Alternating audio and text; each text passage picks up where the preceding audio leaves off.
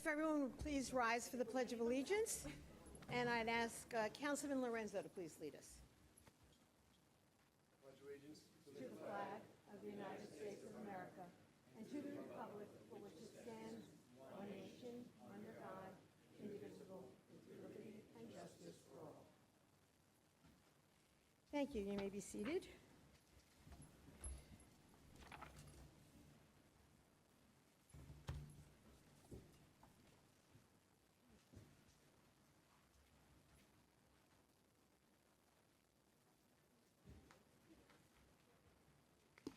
Well, good afternoon on this beautiful summer day, and here we are in the town boardroom.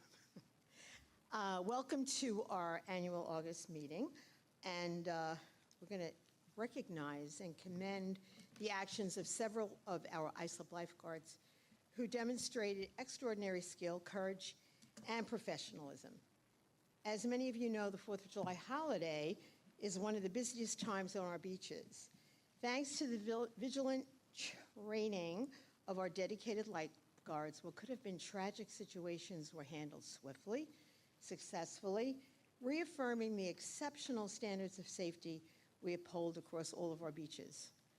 On the morning of Friday, July 4th, before the beach had even opened, a swimmer was observed in distress off East Lighthouse Walk in Kismet.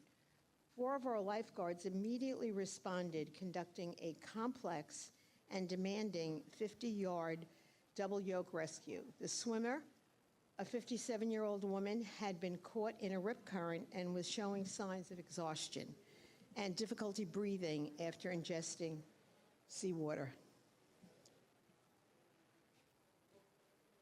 Thanks to the efforts of Stephen Krushner Jr., Ryan Cornell, John Kaplan, and first aid responder Peter Lepore, the swimmer was safely brought to shore, treated with oxygen, and monitored on scene until additional emergency service could arrive.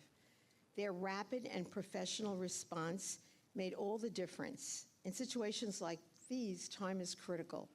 These lifeguards prevented what easily could have been a far more serious outcome. The very next day, on Saturday, July 5th, 3 lifeguards stationed in Salt Air responded to another serious incident, saving both a father and his daughter. Connor Lambert, Andrew Mills, and Jack Tregarten performed the rescue. Connor and Andrew are both 25-year veterans, and Jack, though in his first season as an ocean guard, showed tremendous composure and readiness alongside his more experienced teammates. On Sunday, August 3rd, another life-saving event took place on Fire Island. While wading into the ocean, a 65-year-old Wally Smith collapsed on the beach. Several lifeguards responded immediately. Ron Ross directed scene management. Abigail Claps placed the 911 call and provided support to the victim's family. Evan Burns handled radio communications, while Tristan Weingarten managed equipment support and assisted with communications. And 2 Islip lifeguards immediately responded, Mary Kaplan and Steve Hurrigan, who performed CPR continuously for 20 minutes while waiting for Islip to arrive, for help to arrive. Wally was airlifted to Stony Brook University Hospital and was discharged on August 7th, despite doctors initially estimating the survival rate for this condition at only 6%. Thanks to the training, coordination, and swift action of the Fair Harbor West crew, this gentleman survived. These are the moments that remind us how vital this role is to the safety of our residents and visitors. Their commitment to duty, their ability to act under pressure is nothing short of remarkable. And on behalf of the entire town board, we want to extend our deepest appreciation to these 7 lifeguards. You continue to serve our community, building prestige and safety through your service. So if you would please all come forward, and if the members of the town board would come forward, we have some certificates to present to you.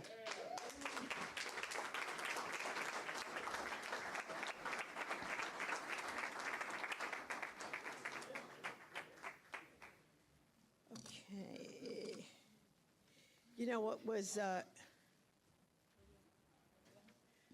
particularly meaningful to me, I thought, The gentleman who was rescued, Wally, who lived, I believed, in New Jersey, when he was discharged from the hospital, he wanted to meet the lifeguards that saved him, and it was quite an emotional moment. So, ladies, gentlemen, thank you again for what you do. And I'm going to hand these to you, and you can distribute them later. Great.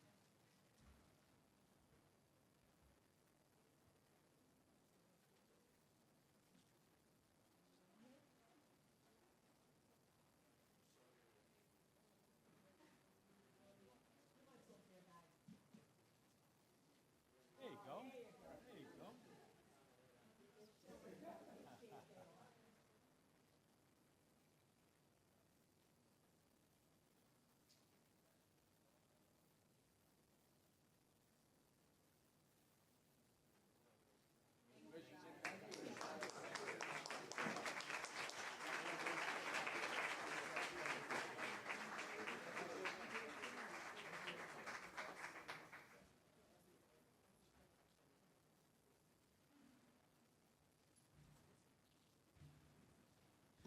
We just have a few announcements before we begin today's meeting.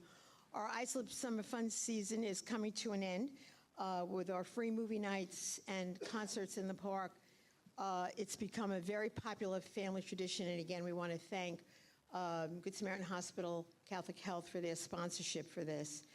The tribute band Fleetwood Mac will be performing at Holbrook Country Club tomorrow night, so don't miss out. Also on Saturday, August 16th at Roberto Clemente Park, we have music by Carlos Palante y Agresta.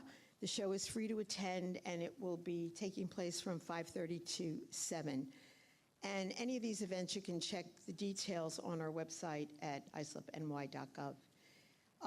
Our back-to-school supply drive is still happening, collecting donations for those in need, and they can be donated here at Town Hall, or the first floor lobby at Town Hall West at 401 Main Street.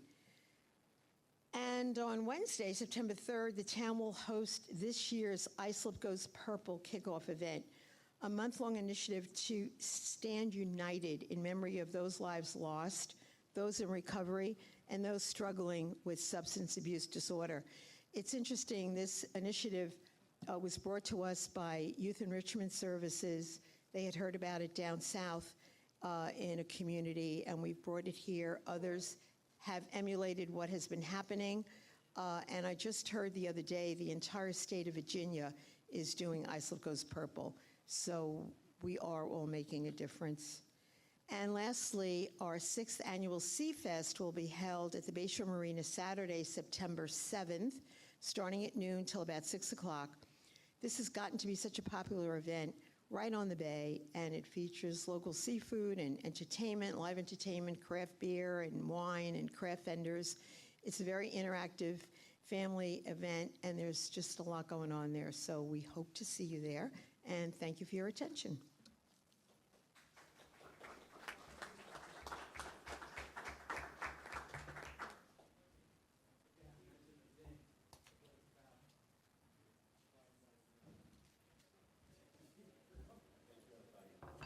Thank you, guys. Enjoy the rest of the summer.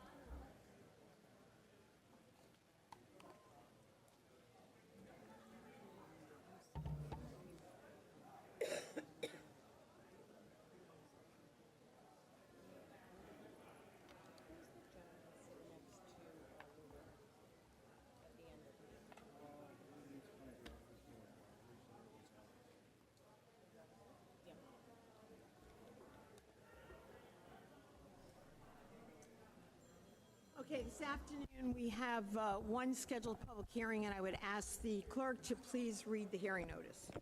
Thank you, Madam Supervisor. Item number 1 is to amend the Islip Uniform Traffic Code. Excuse me, could you just close that door? Thank you.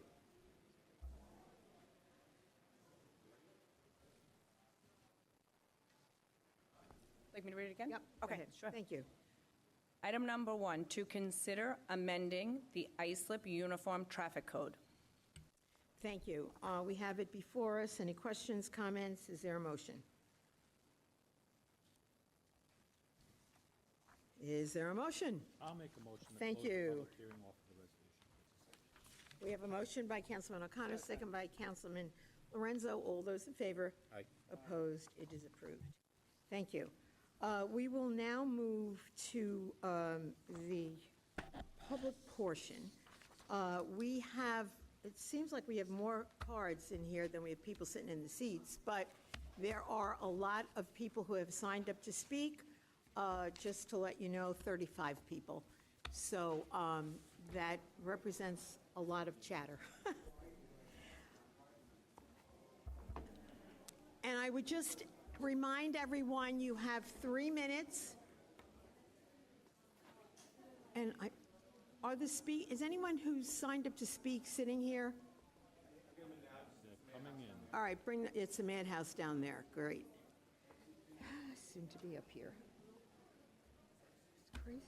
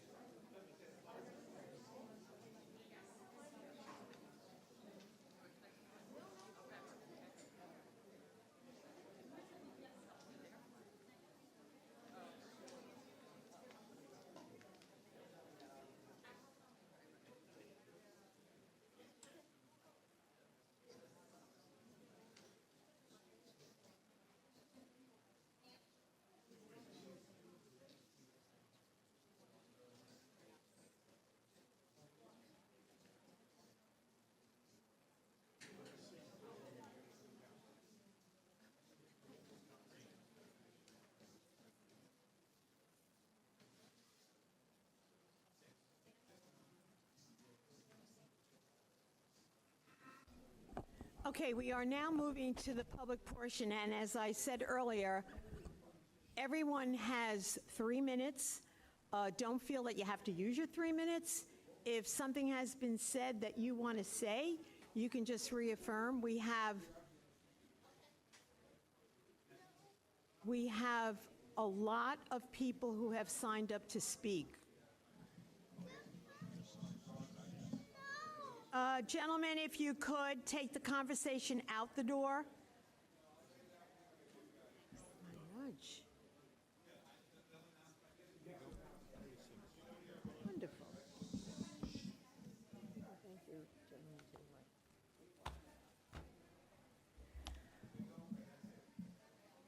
right. Thank you. Again, we have a lot of speakers. And I'm going to just remind everybody that we're here to listen to your comments. It's not a question and answer time. And I would just also remind everyone to keep your comments as brief as possible because, as I said, we do have a lot of speakers, but also to keep your comments respectful. And anyone who is not so will be asked to leave. We're going to start with our first speaker, William Marquardt.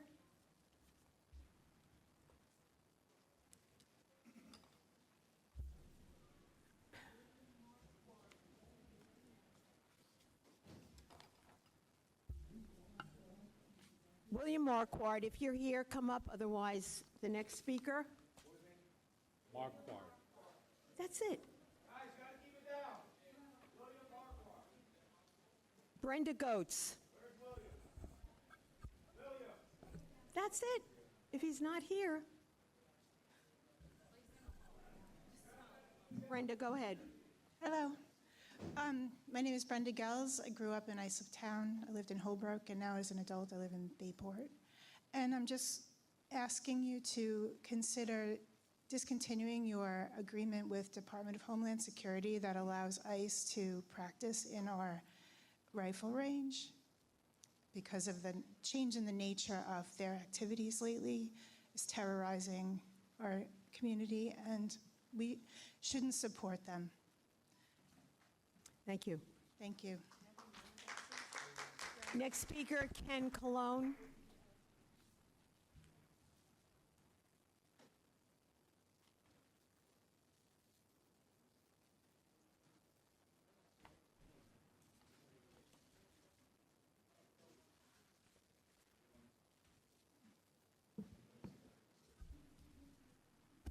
Go ahead. Good afternoon, Supervisor and members of the Town Board. My name is Kenneth Colon. I'm here to respectfully request that the Town of Islip end its current contract agreement with Immigration and Customs Enforcement and support Councilman Guadrone's resolution to that end. As you all probably know, ICE has been detaining, even deporting American citizens, honor students, folks who have lived in this country for decades but have no criminal record, who are valued members of our community. And having such an agreement with such an agency, it leads to a lack of trust in our public government, right? It leads folks to be more apprehensive when they reach out to public government and try to take advantage of the public resources to which they are entitled. It'll lead to less calls being made to emergency services, less crimes being reported.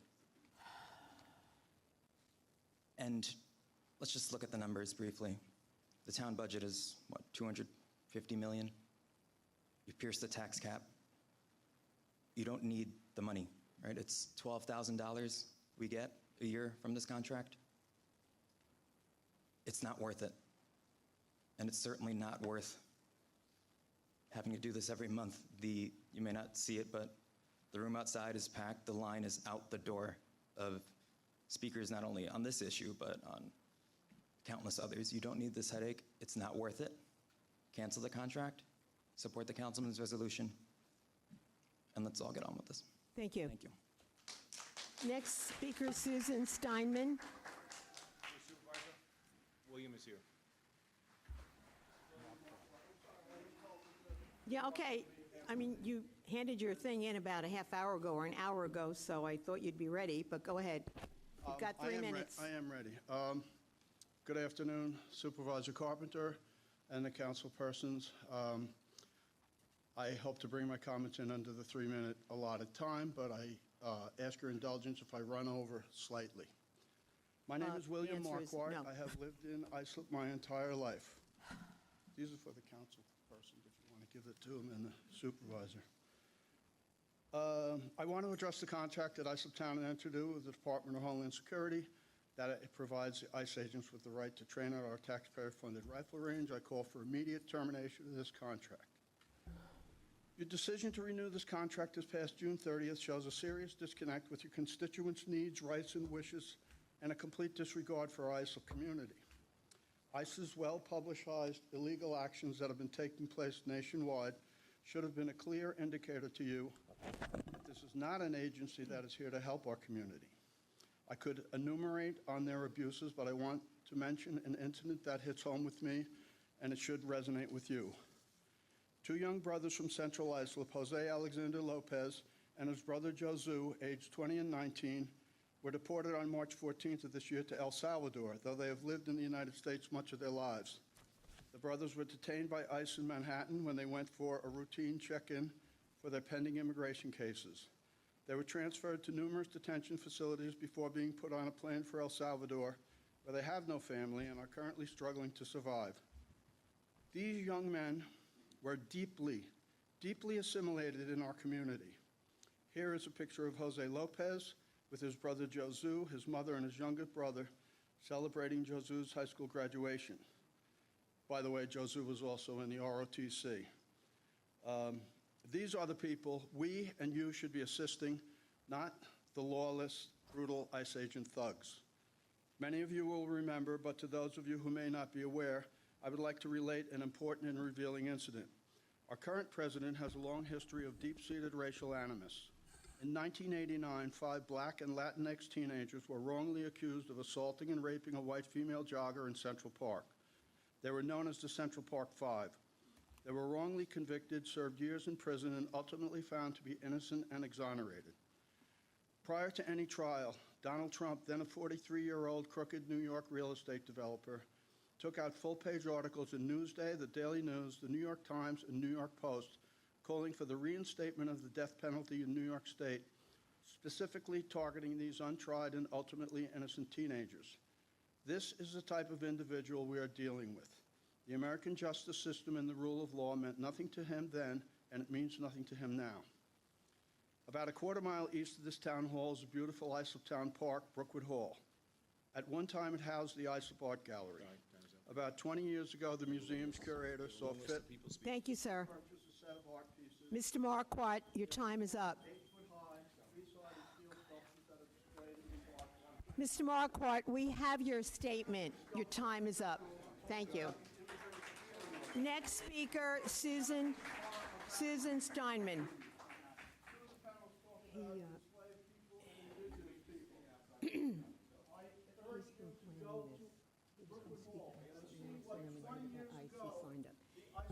Thank you, sir. Susan Steinman. Thank you.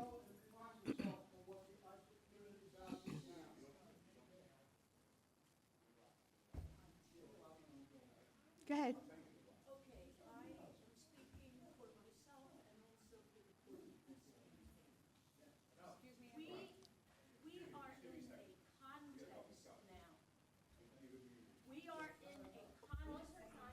Just hold up one moment.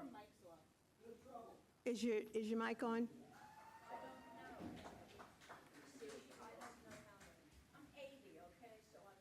Well, you don't look it. Thank you for being here. Technology. Okay, thank you very much. I'm 80 years old, and when I was a child, all of the people in our grade school had to learn a song. Give me your tired, your poor, your huddled masses yearning to breathe free, the wretched refuse of your teeming shore. Send these, the homeless tempest-tossed, to me. I lift my lamp beside the golden door. All of us children had to learn this because they wanted us to know our heritage as Americans, that we welcome the stranger. The Bible says welcome the stranger. It doesn't say deport the stranger. ICE is a different kind of entity than any of the police agencies that we know here. They don't have identification. They are masked. They are swathed. You don't know who they are. They could be anybody.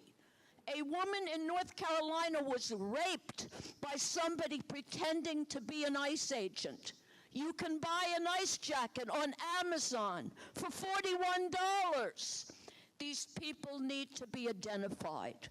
We are talking about a context here. This is not a partisan issue. This is a moral issue. Where will we stand when they write the history of this period? Will we stand with those people that wanted to continue American democracy? You know, or will we stand with those who wanted to have an autocracy? More and more power is being concentrated, okay? The thought is that it's okay to send American troops into cities, and it's speculated they may send them to other cities. They may send them to demonstrations. What are we going to do? Put our First Amendment in the toilet bowl? This is fascism. That is what we are witnessing. And if we don't speak out now, we won't be able to speak out later. Please end the contract with Homeland Security for ICE to train on this range. They are nothing more than Gestapo. Next speaker.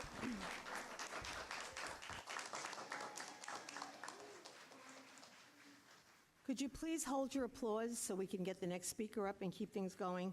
Dr. Eleanor Smith. And Joe Fritsch is after her.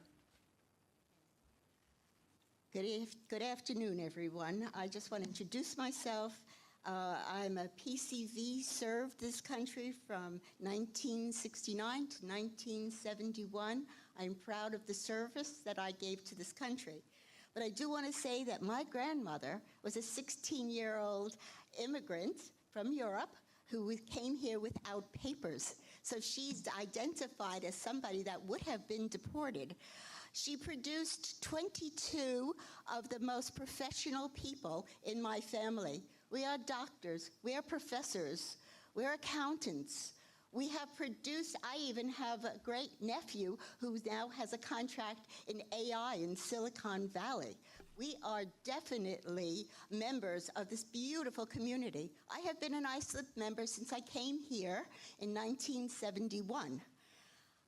I do want to give you, in about 4 weeks, I will be giving my 40th freshman class at the university a lesson on two things. It's on manifest and latent functions, and I will give you a few minutes on that one. Manifest functions is what you're intending for the ICE to do. You're intending ICE to learn how to use their weapons, you're intending ICE to keep their masks on, and you're intending ICE to protect our community. All good. But what are the latent functions? These are the unintentional functions. These are the unexpected results. And you're hearing from people who live in the community who are afraid. They're afraid that people can buy ICE uniforms for $42, come and rape some of the young women, not all going to be deported, but they are a danger to our community.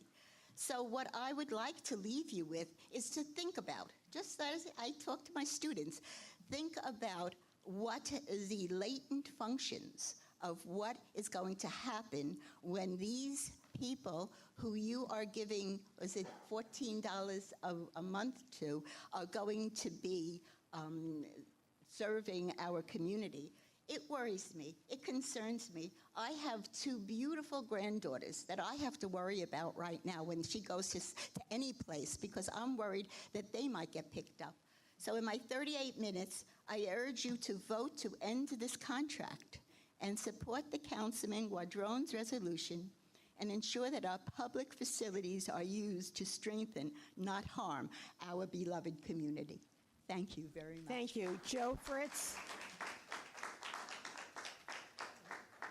Jim Schlau on deck.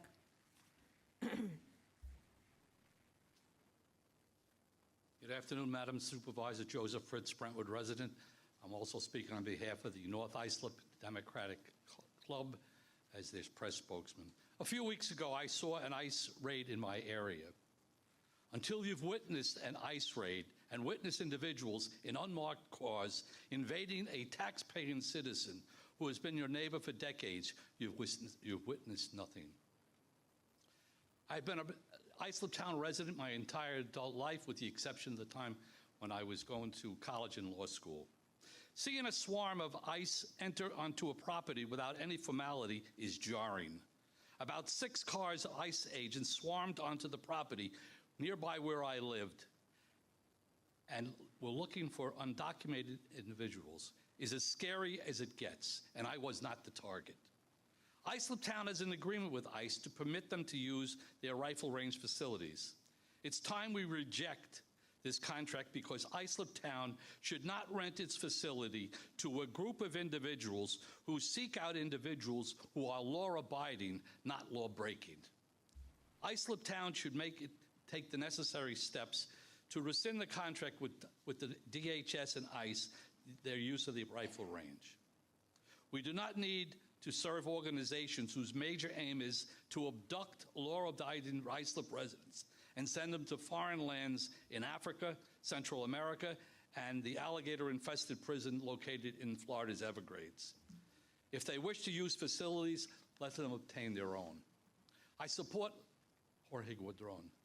I support those who oppose this, and many speakers who are here today, and all elected officials who wish to discontinue the relationship with DHS and ICE forthwith. We do not need ICE agents honing their skills and attitudes on our residents. C.J. Ketanji Brown, Supreme Court jurist, eloquently said, "It is not difficult to predict how this all ends. Eventually, executive power will become completely uncontainable, and our beloved constitutional republic will be no more." Islip has 20% of its residents of Hispanic background. We do not need ICE to look for them and send them to areas where they're not wanted. Thank you very much. Thank you. Next speaker, Jim Schlau, followed by Matt Nelson.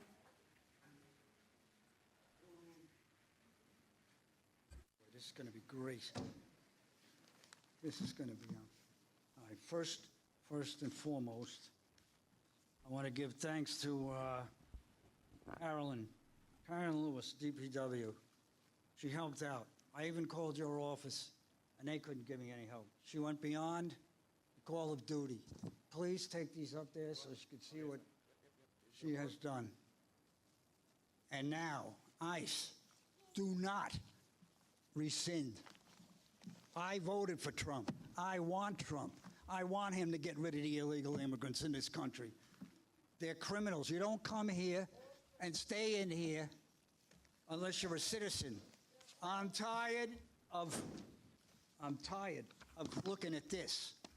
Look at that picture. Look at the street. Look at all those cars. These houses are packed with people. I never seen anything like it. Remember, I lived in Oceanside. I lived in Oceanside in the 60s when we were on welfare. And I lived in an Italian neighborhood. They all learned English. They didn't get any Spanish in school or Spanish on the marquees, okay? Don't you give up that ICE. Don't you give that up. I want your attention. Hold the clock. Look at this. And you, Mrs. Gestapo, whoever said that, read a book about what the Gestapo was like. They injected children's eyes and diseases into their arms. ICE is not doing that, and neither are the holding cells. So these houses are single-family houses. We've been over this over and over again.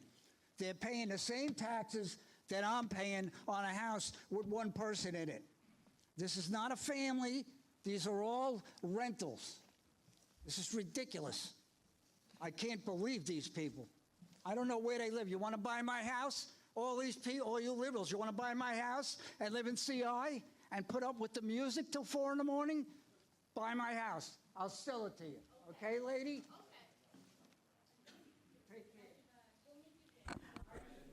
Thank you. Matt Nelson.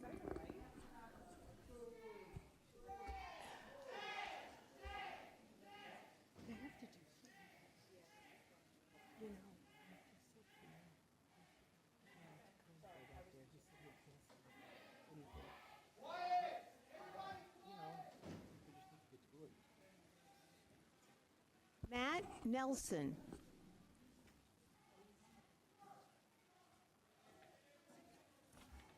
Okay, Joe Stallone.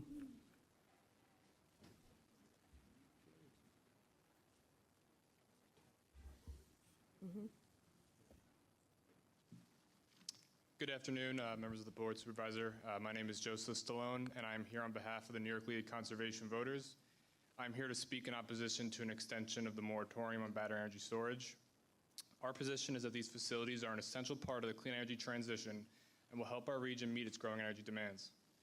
Our organization is determined to see New York move away from a fossil fuel economy, and that means promoting the transition to cleaner and more sustainable forms of energy.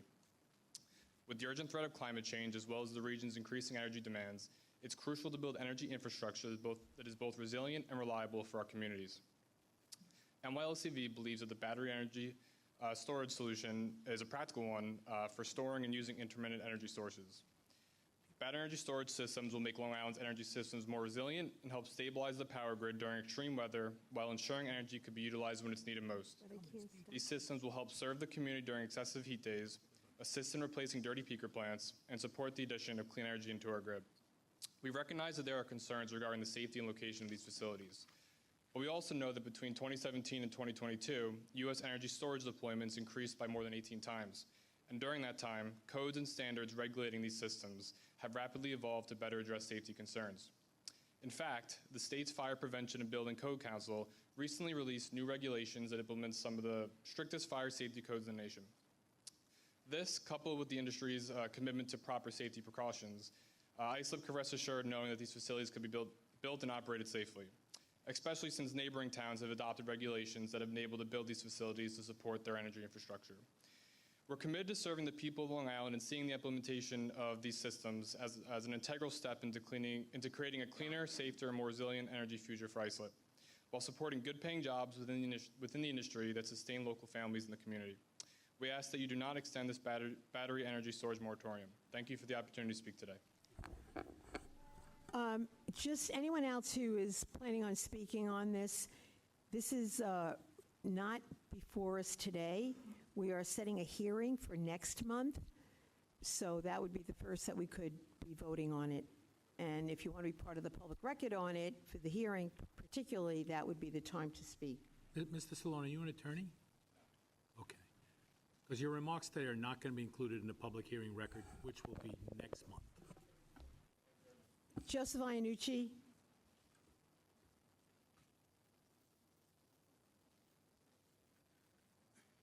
Good afternoon, Board. I'm going to be on the same subject on the storage facility.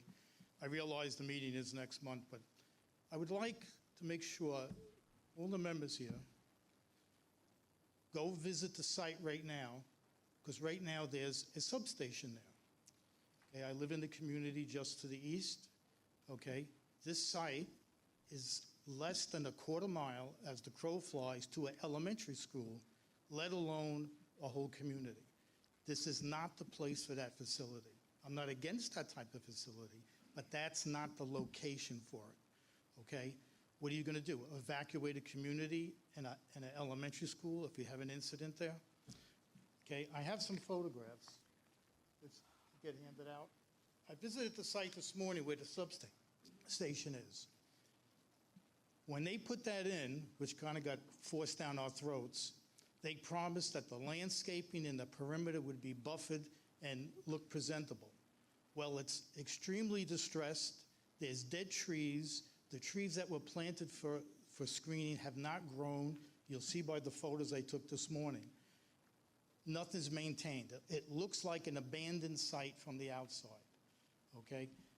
You got to remember, I'm going to change the subject slightly here. When they built the rest stop on the LIE there off of Comac Road, what did they do there? They said no trucks, and they sent the trucks to Hop Hog, okay?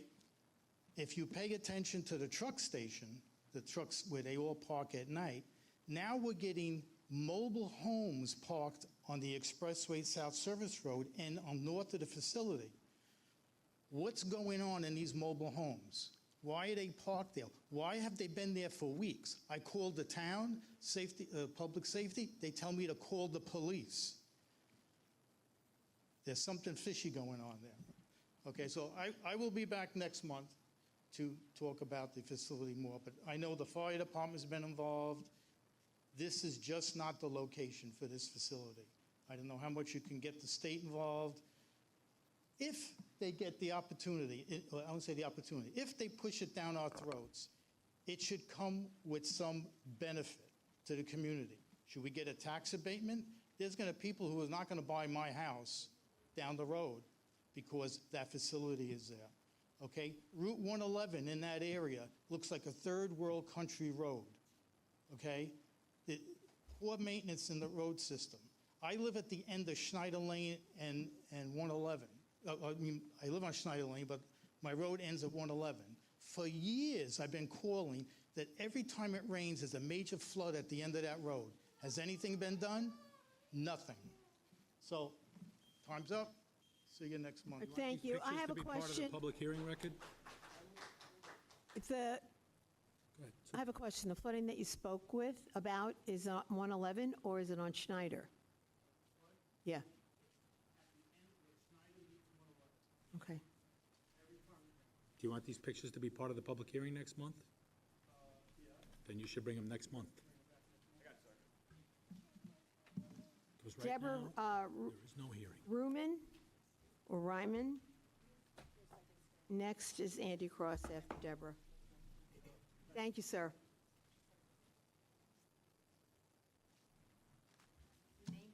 Deborah Ryman. Good afternoon. I'll make this short and sweet for you guys. My name is Deborah Ryman. I have resided in my home in the town of Islip for 49 years. I live less than a mile from where the shooting range is. My gym that I go to Gold's Gym, is right across from there. There's a dance studio right over there where there are little kids that go to dance. They do not need to see ice there. It's very destructive. I think it's absolutely awful. I mean, the range is a taxpayer-funded facility, and it shouldn't be used by federal employees. It should be federally funded, send them to a federal thing. I'm fearful to have ICE in my neighborhood practicing next to the gym. It's just awful. They shouldn't be subjected to people with masks. It's scary, with guns. ICE is indiscriminately targeting people of color without warrants and kidnapping them off our streets. The majority are not criminals. I am all for getting criminals off the streets, but law-abiding, hardworking people should be left alone. They also pay taxes. I support Councilman Guadron's resolution to end the agreement with ICE. ICE is not making us safer. Thank you. Thank you. Lawrence Winauer. Lawrence Winauer. Andy Cross. Andy Cross. Louis Zara. Here comes Mr. Cross. All right, Andy, you'll have to just wait a moment. Okay. Thank you, Supervisor Carpenter, Islip Town Board, for allowing me to speak tonight. My name is Louis Zara. I'm a commissioner with the Hopog Fire District, and I'm here today to support the supervisor's extension or her motion on the moratorium to prevent the best facility from being built at, 220 Rabbit Drive. From our point of view, from the fire district's point of view and the fire department's point of view, one of our concerns is location. We've had numerous correspondence with the board, of course the supervisor with her assistants. The location impacts our community. Okay, it's near Bretton Woods Elementary School. There are 2 residential neighborhoods right there. There are people probably within this room that live on Schneider Lane, including my mother. I grew up on Schneider Lane. It's very close. Our concerns are obviously if there's an incident. In addition to that, we have St. Thomas More Church, HYO practice field nearby, and we're actually within that same area. The Suffolk County Executive has his office just beyond the field, including New York State Office Building. So location is an issue for us. We're concerned about that. We're also concerned about the size of the plant. It's a 79 megawatt facility. So that's our first major concern. In addition to that, when you do firefighting operations in a condition like that, there's always issues with how do you control an emergency in a facility. So right now, everything from the industry, everything from the service is basically protect exposures and prevent the container, in this case, they'll be the size of shipping containers, from overexposing other containers and basically causing additional fires. The issue that we have is obviously the byproducts of combustion. They're extremely toxic. It's going to be, if that were to happen, the effect would be the local community, which is a huge concern to us, our first responders, and our neighbors who work in the area, which there are quite a few. So those are some basic concerns. In addition to an extensive firefighting operation like that, using numerous resources from the town and the local fire departments, we would be concerned with runoff, and Hauppauge is the headwaters to the Nisququag River. That's another issue that would be pertinent to our discussion. Finally, or I should say in addition to, there's been changes in battery technology. Initially, this agency was going to propose a Tesla Megapack lithium-ion system, and now we know through technology and changes in the industry that there is a possibility of moving to lithium-ion phosphate batteries. However, we would need more information on that, and we would like to have a more coordinated conversation. We will. Thank you, ma'am. Thank you, Town Board. Appreciate it. Okay, thank you, Andy everyone. Cross.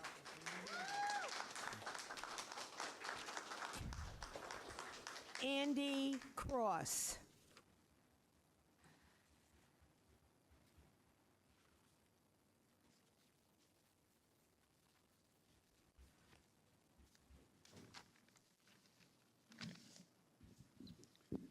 And once again, I'm here about the NYS real property tax law line on my tax bill. When the tax went up 41%, you said it was due to the price of housing going down. This year, the tax went up 103%, with the price of housing going up monthly, not yearly, monthly. How could this tax go that high? You're talking 144% in 2 separate years. Did anyone get fired for this raise in taxes? While accepting $100,000 from a landlord and passing their apartment building, how do you call that in the town's best interest? Is that what you call running the town for the residents of the town? It's a wonder how you sleep at night. And should the Attorney General look into this legal? Giving political donations and giving tax breaks for apartment buildings and forcing huge tax increases on Islip taxpayers to pay for it. Now that the apartment in Sayville is up and it's coming to fruition, everybody in Sayville doesn't want this. Are you taking money from the owner to pass this? The same thing about the pot shops, who almost everyone in the whole town doesn't want. Have you taken money from the owners of the pot shops to pass it? How can you call this representing the town taxpayers? Anyone who votes for these type of things saying they're representing the town should resign. One more thing. 3 or 4 years ago, I was told my roads would be all repaved, being that they haven't been done in 30 years, because I live in Brentwood. So 3 years ago, so now 2 years, and it still hasn't been done. What's the deal? I mean, you're busy with all the other towns in Islip, but we get left behind. And plus, why was it a lie? Why was I lied to? Because it's not been done yet. That's it. Hi,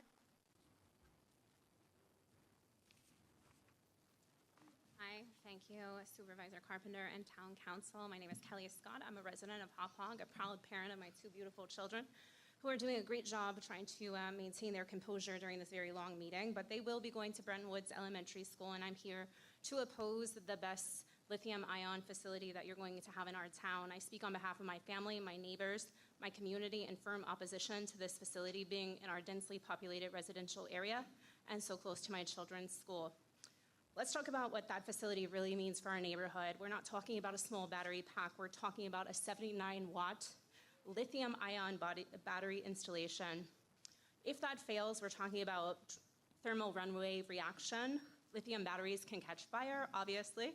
They burn at extreme temperatures. They release toxic gases like hydrogen fluoride. Let me tell you what that does to your lungs. And I would appreciate your attention because this is important.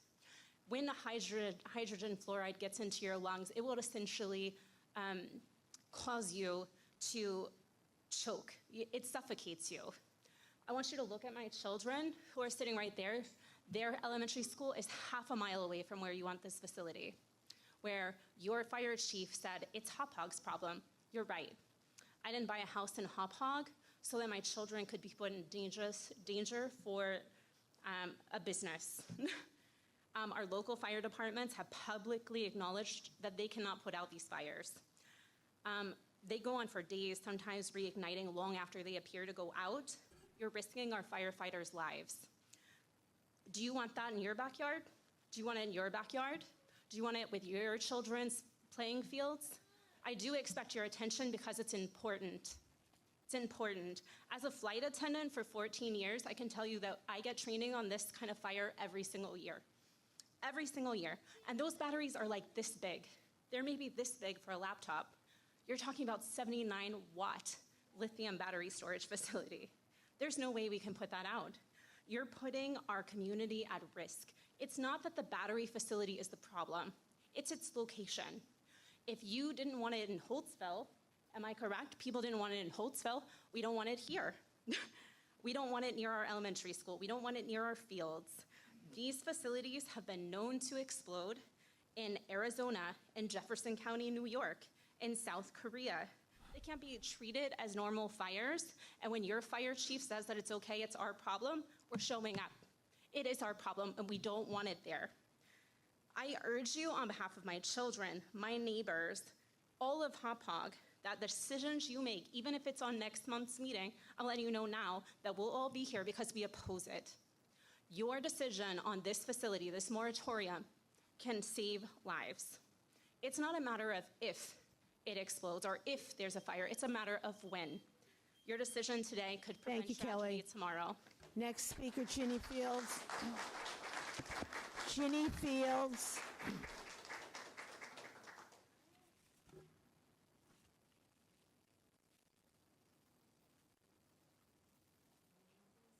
Ginny Fields. You did call me, right? Yep. Hard to hear. Thank you. Good afternoon, and I know this is not before you today, but I would appreciate just listening to my comments. It's about the Lakeland apartments and housing that are proposed. My name's Ginny Fields. I've been a resident of Long Island all my life. I've resided in Oakdale for the past 54 years. I served as Suffolk County legislator and then as a New York State Assemblywoman with this area as part of my district. I'm now retired and presently serve as chair of Islip Town Environmental Council, known as ITEC. During the 80s and 90s, the developer wanted to build Benton Bay, 142 houses, 142 boat slips and sewage treatment plant adjacent to my property on 127 acres of wetlands and uplands. I did a tremendous amount of research and concluded that he'd be attempting to downzone from AAA, and what was worse, wanted to build on some of the wetlands. I helped form and became president of Oakdale Civic Association, joined Great South Bay Audubon Society, becoming their president, was part of the Citizens Advisory Committee of the South Shore Estuary Reserve, and helped form the Friends of Connecticut River State Park Reserve, also becoming their president. In all of these groups, I learned much about our environment and our communities. I worked for 10 years, and because of my learned knowledge and advocacy, was able to get Benton Bay acquired by New York State in 1999 by then Governor George Pataki, preserving it forever. Soon after that, I was asked to run for Suffolk County Legislature. One of the first pieces of legislation I authored and passed was Smart Growth for Suffolk County. Smart growth is often presented as an alternative to urban sprawl, which is characterized by development, automobile dependence, and the fragmentation of natural habitats. Some of the components of that legislation, Smart Growth focuses on revitalizing existing infrastructure instead of expanding outward. It supports preserving open green space, natural beauty, and critical environmental areas, protecting our air quality and our water quality. It supports designing communities where people can walk safely to stores, schools, parks, and other destinations, where transit-oriented communities already exist, such as trains and buses, and where near walkable and biking areas already exist. It also makes it easier for residents to access jobs without uncontrolled car-dependent developments. It promotes vibrant communities with a strong sense of place and reflects local culture and identity, therefore sustaining our precious quality of life. It suggests development within existing neighborhoods, urges curbing urban sprawl, overcrowding of neighborhoods, and promotes sustainable development. Thank you, Ginny. Barbara Keurig. Thank you.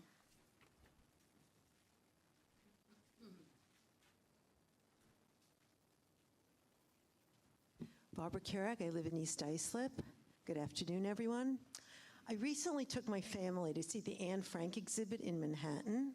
Having several family members who were Holocaust survivors, and having heard firsthand accounts of what happened in the early days of Hitler's regime, I thought I had a pretty good grasp on what had happened.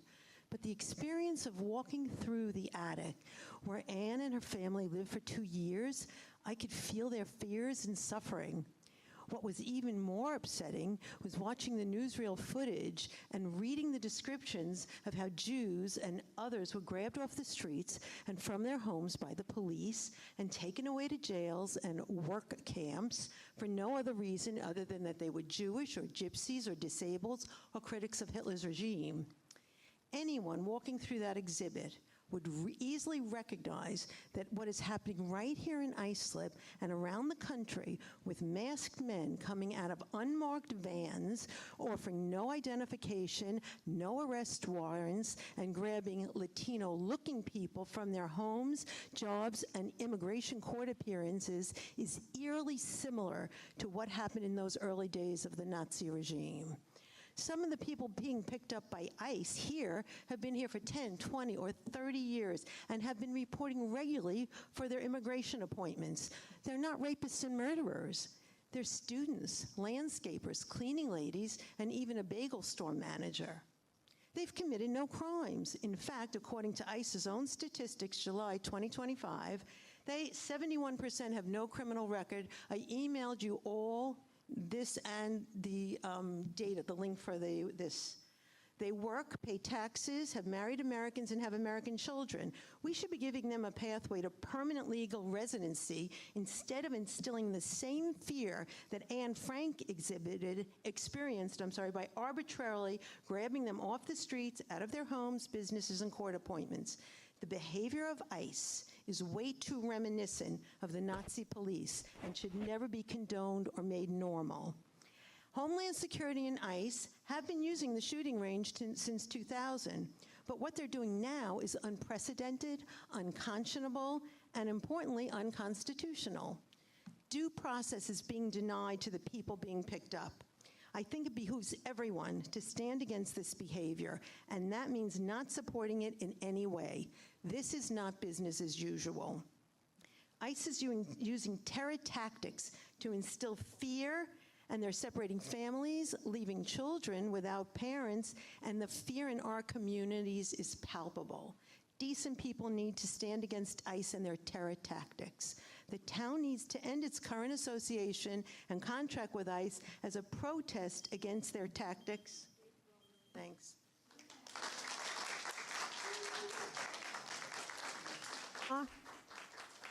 Debbie Kavanaugh.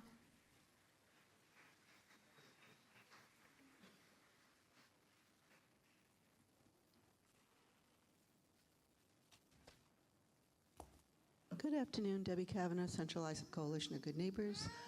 I'm here to speak on the fact that the Central Islip Fire Department's new substation has not received its CO yet due to the fact that the planning board or the planning department is not happy with their facade. With all the additional housing, that substation needs to open. It is a safety issue for the Central Islip community and keeping people safe. The second issue I have is after speaking with the CI Hauppauge Ambulance Corps, for the past 3 years, their budget has been cut by the town significantly. I don't understand how you can cut a budget of the CI Hauppauge Ambulance Corps when the Central Islip community in population is going through the roof due to the 2,000 plus apartments that are being built and housing that is being built within our community. Again, you're putting lives at danger. Last of all, I'm still hoping that this town board opts out of the cannabis shops. Thank you. Thank you.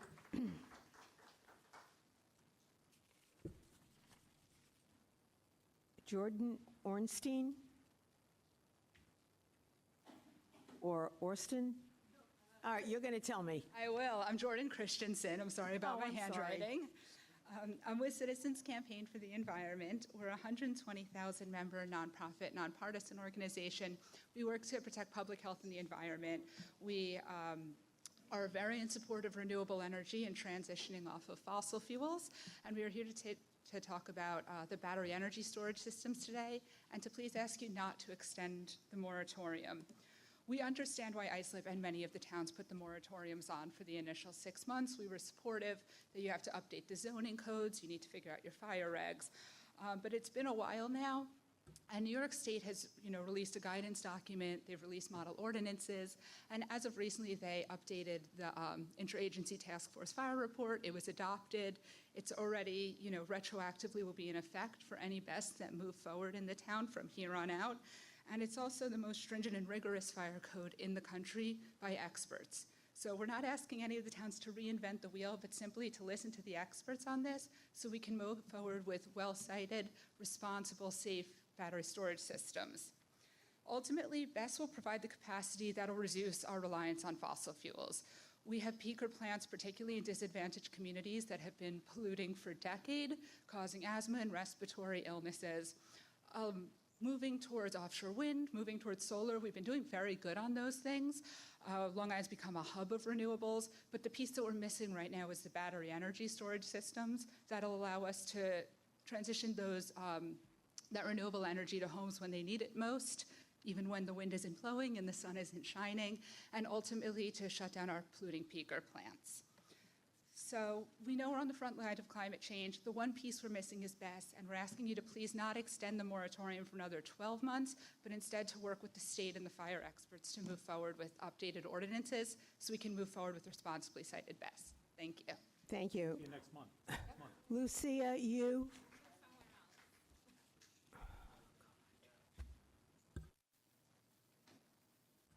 Lucia, you.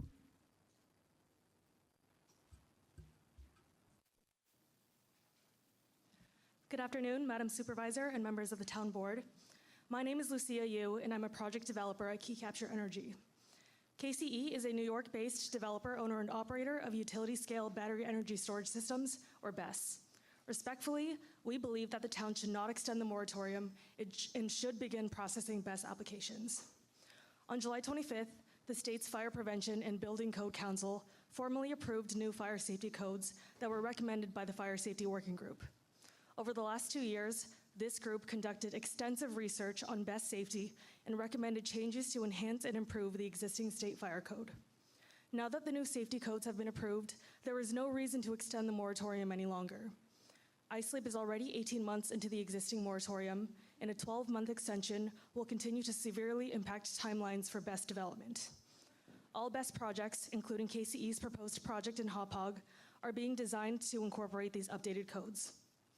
KCE has maintained ongoing communication with the town's fire marshal since 2022 and is committed to open, transparent dialogue. We acknowledge the concerns expressed by the Hauppauge Fire Department, and now that the fire code has been finalized, we look forward to engaging in a constructive conversation about safety and training. KCE believes that meaningful engagement with the fire department can occur without extending the moratorium and is committed to ensuring that it happens. KCE maintains an unwavering commitment to fire safety and emergency preparedness. In 2023, the Fire Safety Working Group performed detailed inspections of all existing large-scale BEST projects in the state, and all of KCE's operating projects met or surpassed the standards in their criteria. With 14 operating projects across New York and Texas, we are proud of our safety record.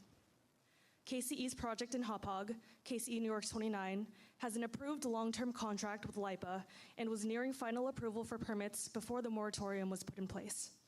The project site is located at 220 Raubro Drive, a 6.5-acre parcel in the Industrial 1 zoning district, and is surrounded by other industrial and commercial buildings. BEST need to be located near transmission infrastructure, and this particular industrial parcel next to an existing substation makes it an ideal location for supporting the electric grid. BEST projects are critical to ensuring that lights continue to stay on for Long Island residents and businesses. The heat wave that occurred in late June is a perfect example of the aging grid infrastructure. On June 24th, the New York grid operator declared a major emergency and relied on emergency energy imports as several fossil fuel power plants unexpectedly shut off in the heat. Blackouts occurred for thousands of customers across the tri-state area, and it is essential that we are prepared for these situations in the future. Thank you for your time and consideration. We are also joined by our consultants, Fire and Risk Alliance, to answer more specific fire safety questions. Thank you. Kyle Flanders, next speaker.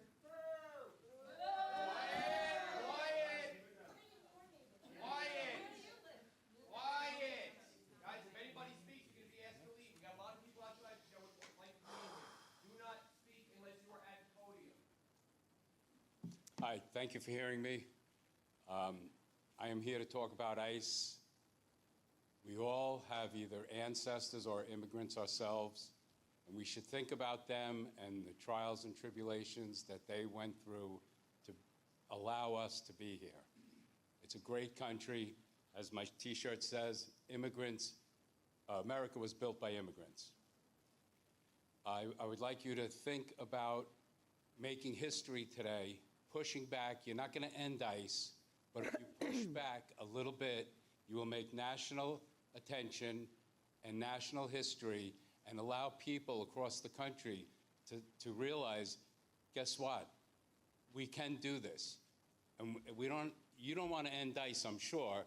We do, but just push back a little. That's all I ask. And think about that while you're voting. Thank you. Thank you, sir. Joshua Chan. Joshua Chan.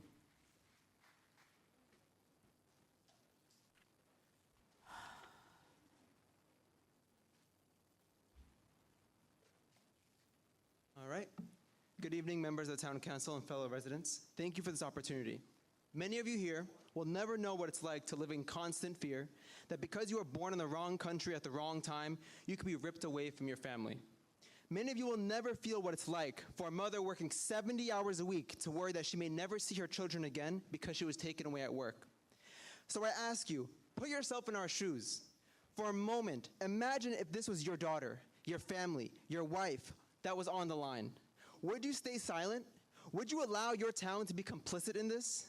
But right now, the town of Islip is complicit. By continuing the contract allowing ICE to use our public gun range as a training facility, this town is giving permission for our agents to train with their guns, training to simulate real-life scenarios where they hunt and target people just like us. We are being hunted in our own neighborhoods, and our town is allowing it. Look at the two brothers from Islip who call Central Islip their home. Two high school seniors, no criminal record, deported to a country they never knew, separated from their mother and forced to stay with a family member. And what has the town of Islip done? Nothing. No statement, no action, just continuing a contract that trains the very agents who tear our families apart. I know some of you have had to use landscapers or human labor to build a home or your patio. I bet some of those laborers don't have citizenship, and that's the reality for us. We build the houses we can't afford. We pick the fruit that we cannot afford. Y'all sit at all these fancy restaurants. Guess who cooks that food? People who look like me. Our immigrant neighbors are not statistics. They are our friends. They are our family. They are our community. By refusing to renew this contract, you can protect their dignity and their safety. You can say clearly, Islip stands with its people, not with an agency that terrorizes and destroys. Thank you.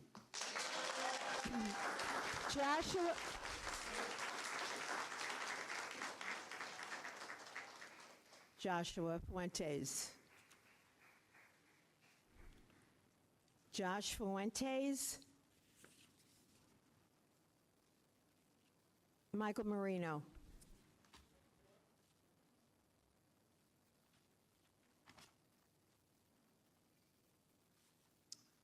Good afternoon, Supervisors, Town Council. I'm here to speak against BESS, the Battery Energy Storage System. I would request that the board not renew the moratorium.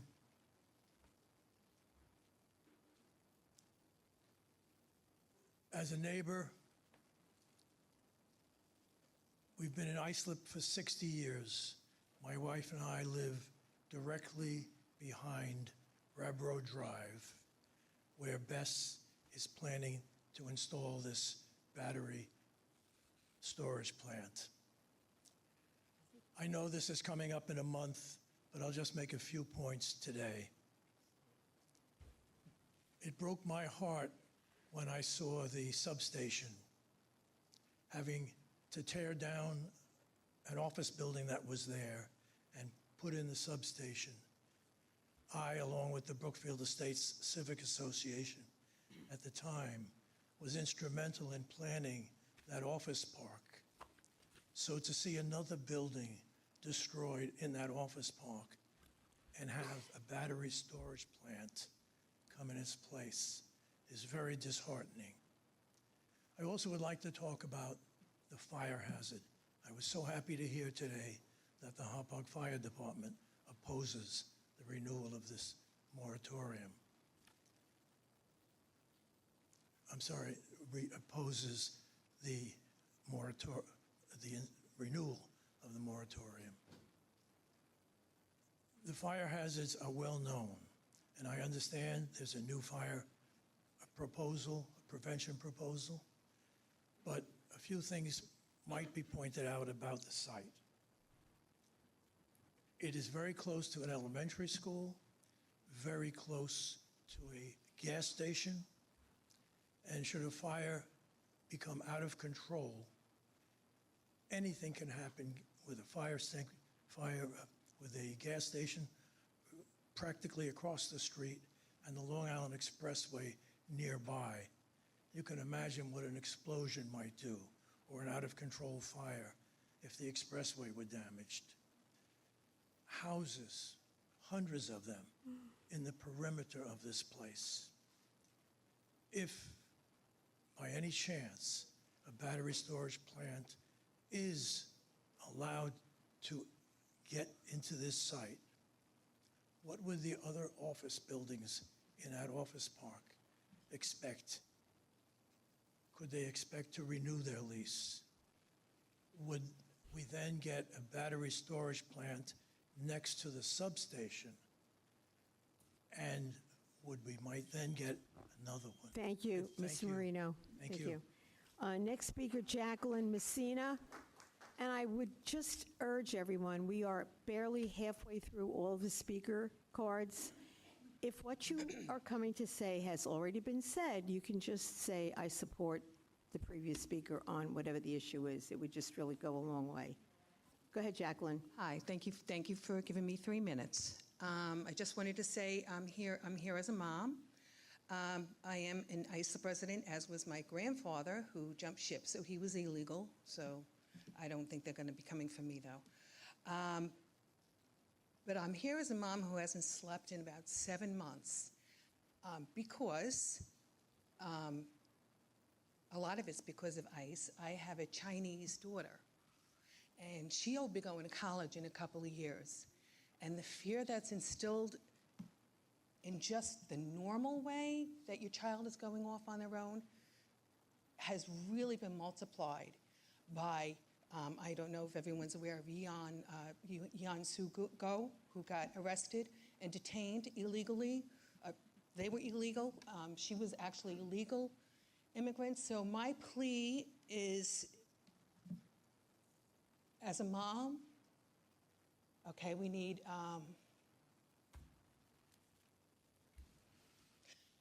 really need all to become human again. What has happened in this country? And why support this? This has been my hometown forever. I have never felt unsafe until recently. It breaks my heart to see people have sold themselves out to this kind of regime.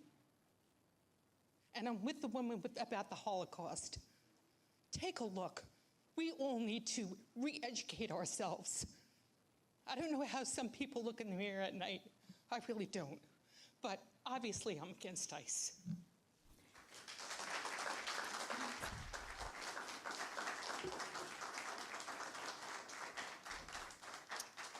John DiGiosi. John DiGiosi.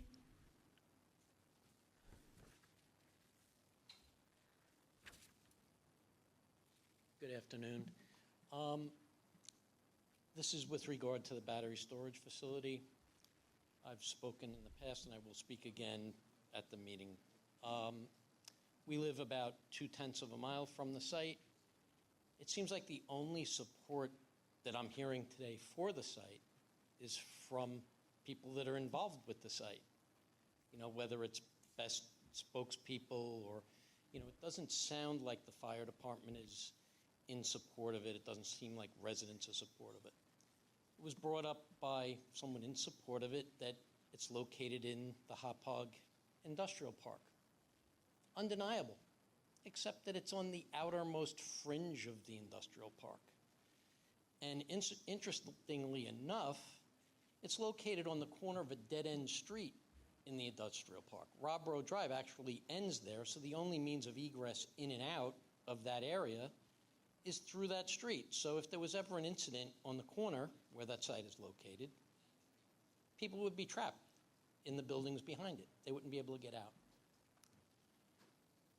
It's also my understanding that they already own the site, the land, the facility.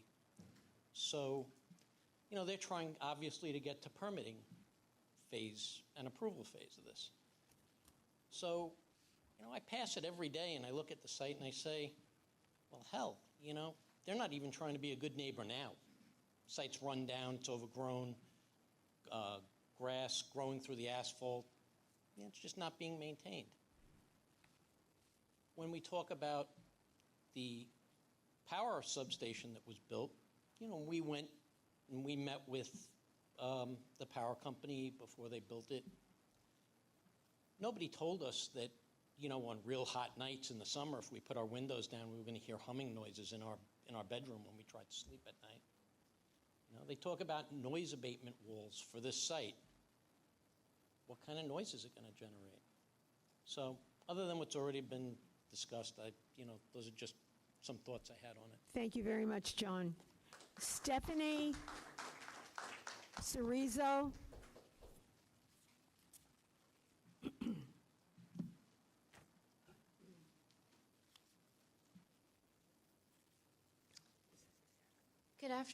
Good afternoon, members of the board and fellow community members who are here. My name is Stephanie Cerezo. I was born here. I was married here. Thank you, Ms. Vavrika, for helping my husband and I with our paperwork for our wedding. And I continue to be a resident here in Bayshore.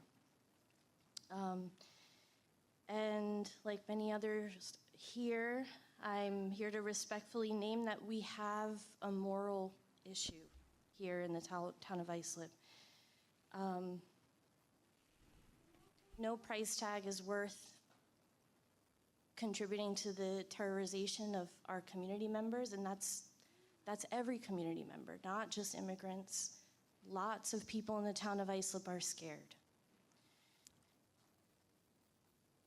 Most of you on this board get to go home to your comfortable homes and see your beautiful families, and I'm so happy for that, for all of you. I truly am. But there's another side. There's another side where that's not happening, and families are being torn apart. I have to say, as a Latina myself, it's also telling that Councilman Guadron, the only Latino elected to this board, is also the only one advocating to keep all residents safe, not just those with privilege. I also have privilege. That leadership deserves our full support, including all of you. Camaraderie is a thing. We need you all to work together. We understand that this contract with the shooting range has been long-standing, but things have wildly changed. I think we can all be honest about that. And so we're asking, please, for you all to support this resolution that Councilman Guadron is putting forth to end this contract. It's also important to highlight that this is the same local government that approved Avalo Airlines to operate at MacArthur Airport, fully aware that Avalo is involved in deportation flights in cooperation with ICE. You all know what is going on. So let me be clear. There will be lawsuits. You will all be held accountable one day. You still have time to do what is right. Please do that. Thank you. Thank you. Donna Cody. Donna Cody.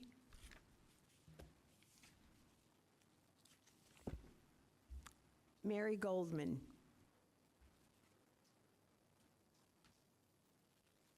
Mary Goldman. Emily Dwyer.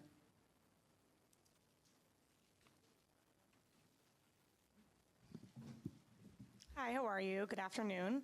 My name is Emily Dwyer, and I'm with Edgewise Energy, which is a battery storage and clean energy developer here on Long Island. I'm also a lifelong Suffolk County resident myself, and I care deeply about the future of our grid. As you probably all remember from Superstorm Sandy, many of our homes, hospitals, schools, and other critical infrastructure lost power for extended periods of time. When the lights go out where they are most needed, lives are lost. We cannot afford to allow our grid to fall behind and be unable to support increasing energy demand. I'm here today to respectfully urge the town of Islip to lift the moratorium on battery energy storage systems and allow this important technology to be implemented in our area to better our grid. BESS is the kind of smart, forward-thinking infrastructure that Long Island and New York State at large needs to support a more reliable grid. It plays a critical role in reducing stress on the grid, cutting emissions, and keeping the lights on. I understand that safety is a top concern, and of course, as a fellow Long Islander and developer, I share that concern.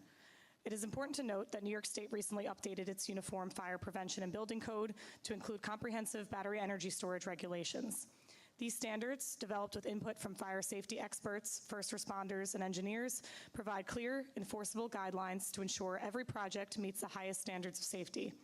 They are some of the most stringent safety standards in the country and include fire containment and thermal runway prevention, strict setbacks and size limits, first responder access, training, and emergency planning, third-party commissioning and ongoing maintenance, and component testing and fire-resistant design standards. With these in place, there is no need to continue to extend this moratorium. Extending the moratorium now would send the wrong message, that even responsible, code-compliant, industrial-zoned clean energy projects aren't welcome. We urge the town to let the moratorium expire and allow projects to move forward under the strong regulations now in place. Our grid is growing and our energy demand is rising. We cannot afford to keep delaying stabilizing our grid. Lives are at stake. Thank you. John Rizikella.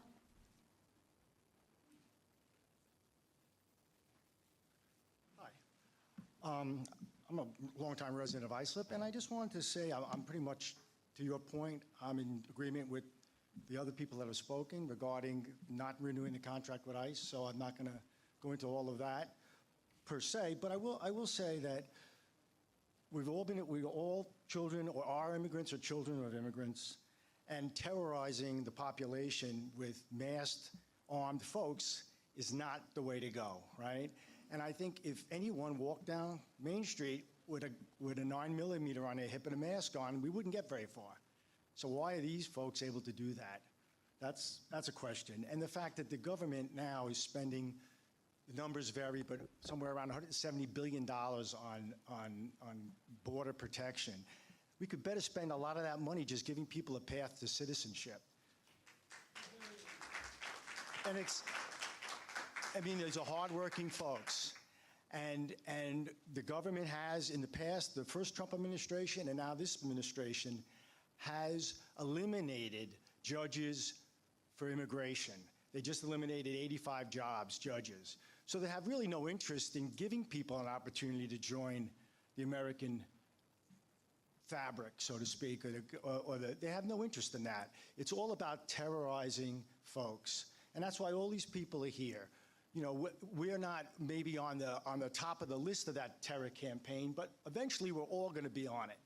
So I think you should realize that, and I think that you should take a hard look at this and not be complicit and be on the right side of this, because in the long run, that's important. I think it's important for everyone. So I just wanted to say that. I yield my time. Thanks, folks.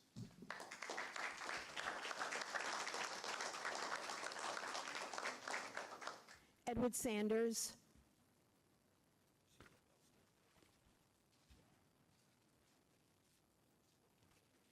Thank you to the board, Ms. Carpenter, and everyone else who are here.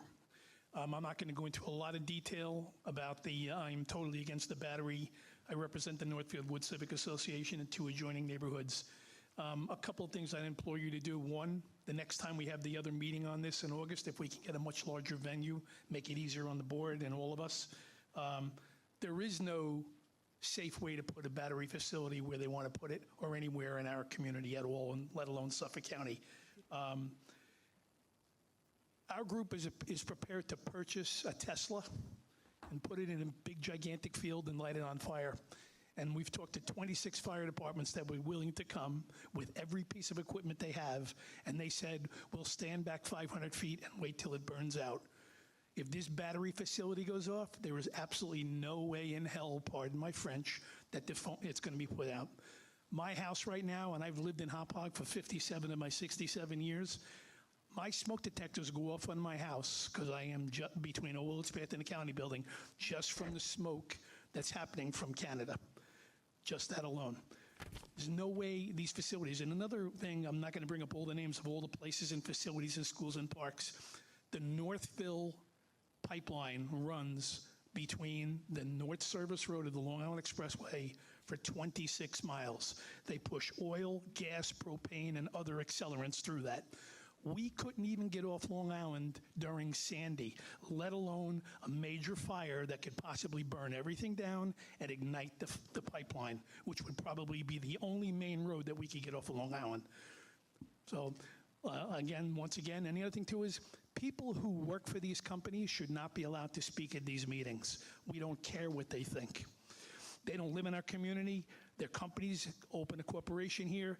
They don't have a vested interest in here that all of us do. Thank you very much. Thank you. Lawrence Winauer.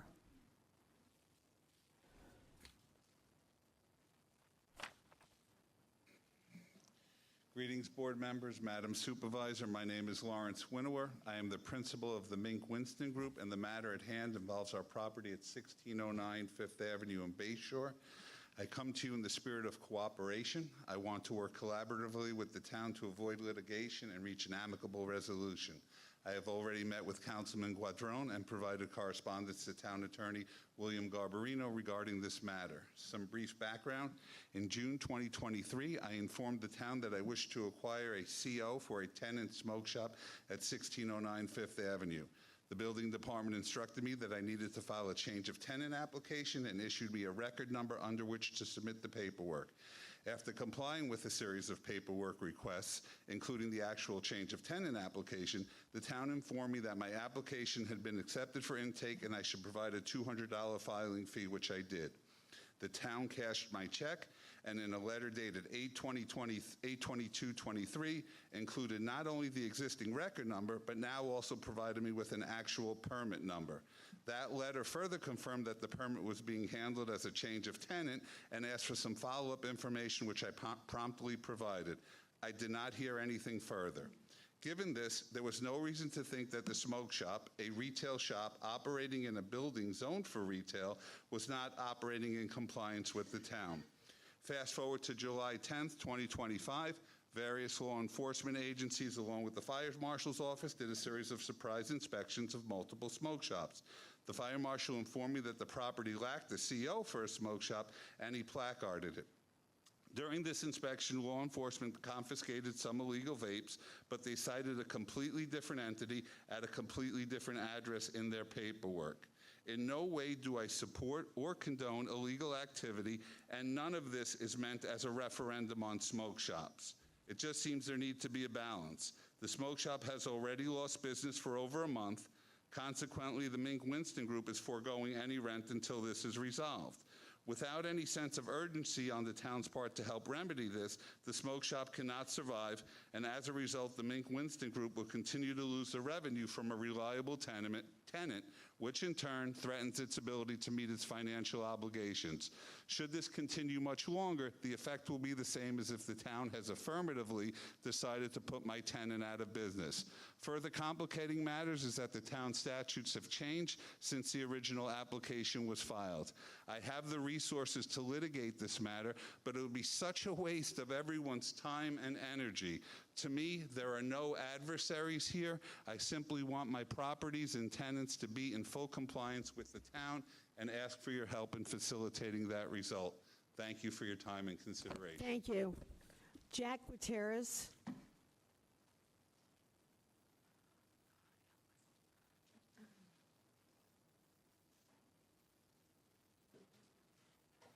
Good afternoon, Madam Supervisor, Board. I just want to take some time to talk one more time about ICE using our shooting range and training in the town of Islip. So my name is Jax Gutierrez. I'm a youth leader at Make the Road, New York. I am a resident of the town of Islip. I have lived in the township my whole life. I was even born in Southside here in Bayshore. In Bayshore. I live in Brentwood. My town is, this is my home, this town. This is my mother's home. This is my family's home. Most of my family lives all around this town. And this town is made of a vibrant immigrant community, right? Including the one that I live in. I live in Brentwood, a community that pays its fair shares in taxes and historically is underserved by this township. To this point, to the point that basically there's a federal lawsuit that has been filed to make sure that there was representation in our community, which we've had a lack of. I have family members and friends that were part of that fight as well. So when I found out that ICE was using our town resources to train how to shoot, kidnap, and murder people that look like me and all of my loved ones and all of my community members in Brentwood, right? It was appalling. It was disgusting to find that out. And I also want to point out, I'm no stranger to the fact that this township doesn't necessarily represent me or my community. I did some research and I came across something that the township published in the town forum. And you said that there was misinformation on social media. According to that article, this township has been using this township has been allowing ICE and DHS to use this facility since the 2000s. That's not something we're supposed to be proud of. That's not something that you should be telling us, hey, look, we're doing it, it's okay. This is not okay. And this is very concerning, especially considering many of the people who I encounter day to day are immigrants in this country. Now, a few months ago, as many other people have said, two brothers, Jose and Josue Trejo Lopez, were arrested and deported by ICE to El Salvador despite having no criminal record. One of the brothers was even supposed to graduate high school this year, right?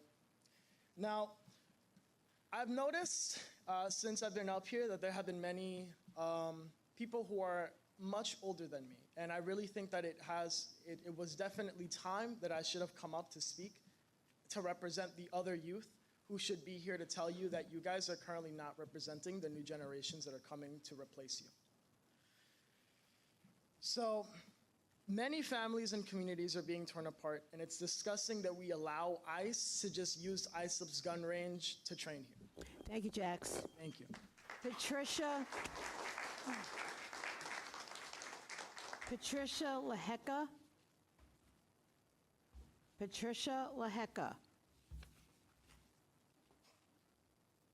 Al San Martino.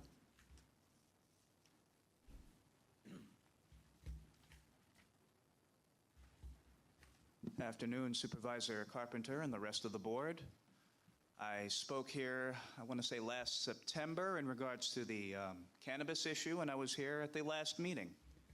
And not to change the subject, I am here to speak about the ICE issue, but it's a little more than telling that we're, concerned about tax revenue, but yet we're taking federal dollars to allow ICE to train at the local gun range, as well as Lord knows anything else. I would think that we should have our priorities a little more sorted out, especially when so many people have come up and spoken in terms much more eloquently than I could ever put, that people feel unsafe, families are at risk, and law-abiding citizens don't feel safe walking the streets when we have ICE showing up at places like middle school graduations, Little League games, even immigration hearings to pull them from their communities and put them in detention centers, Lord knows where.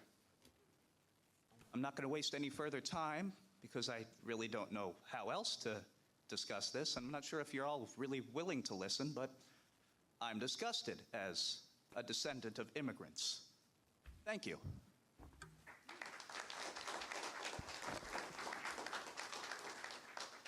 Kathleen Biondi.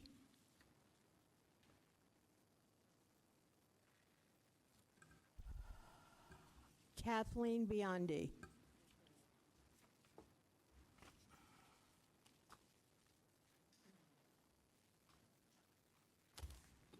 Good afternoon. Thank you for hearing me today. I just wanted to say I'm opposed also to the ICE facility. ICE is totally out of control. We have many immigrants here that are very valuable members of the community, that have children in school, that have valuable jobs. I worked for the government for 34 years, and we were always taught to treat everyone with respect and obey all the rules. And I always had great respect for the law. But at this point, it's appalling what's going on. They're instilling fear in all the people, taking people, violating their rights. There's no due process, no rule of law, no warrants, and they just have masks and grab people off the street. This is just not acceptable, and I think we all know that. It's not the way to do things. So all I want to say is that flag behind you is one nation under God, indivisible, with liberty and justice for all. So please do the right thing. Thank you. Thank you. Harry Penn.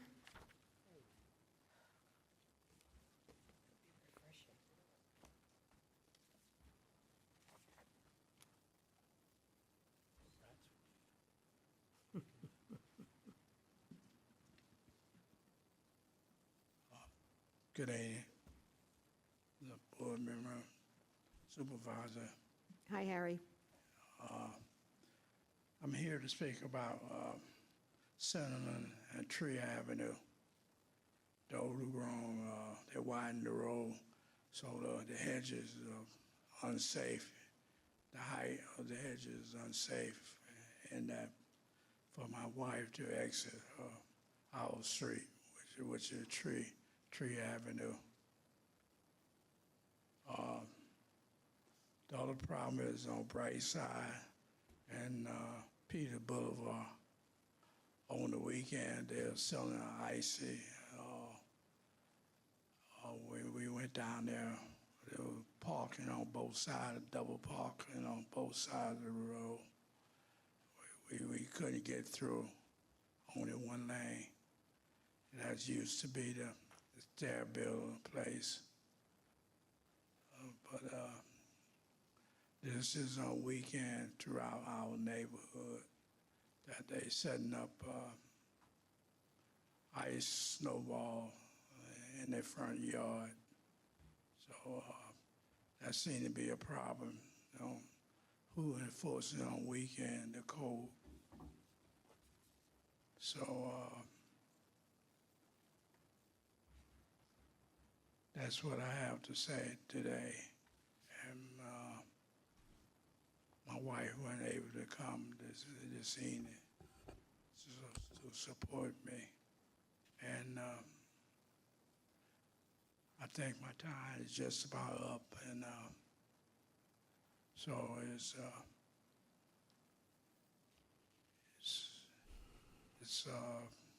community to enforce the rules and regulation of the safety of the people in the community on weekend. So. Okay, Harry, thank you for coming down. Thank you. Lauren Limmer or Limis? Hi, my name is Lauren Limmer. I'm 19 years old and I've lived in Islip my whole life. I'm a first-generation immigrant, even if not in the most traditional sense. I was adopted at 10 months old from China, but my home has always been Islip. I refuse to stay silent as people from my community are being kidnapped and being denied due process. I want our community to be a place where everyone feels safe no matter their origin. That's why I'm asking you to end the town's contract with the Immigration, Customs, and Enforcement and to support Councilman Jorge Guadron's resolution. The rifle range is paid for with our tax dollars, and it should be used for things that build trust and bring people together, not for training federal agents whose presence has made many of our neighbors afraid to leave their homes. When people think the town is working with ICE, they're less likely to report crimes or call for help in an emergency. That's not just a problem for families, that's a public safety problem that concerns all of us. I've heard stories from right here in our community, and you've heard them too. The Lopez brothers, as well as Elon Lemus, who is a U.S. citizen and electrician from Brentwood, who was handcuffed and detained by ICE agents in an unmarked car after being racially profiled. The incident was caught on video, and it has drawn national attention. These are not dangerous criminals. You've heard of the facts, so I appeal to your humanity. They're a part of the fabric of our town. When our families are torn apart, the whole community suffers. My ask is simple. Please protect our community and make it a place where everyone can feel welcome. Thank you, Lauren. Rich Bamonte. Rich Bamonte.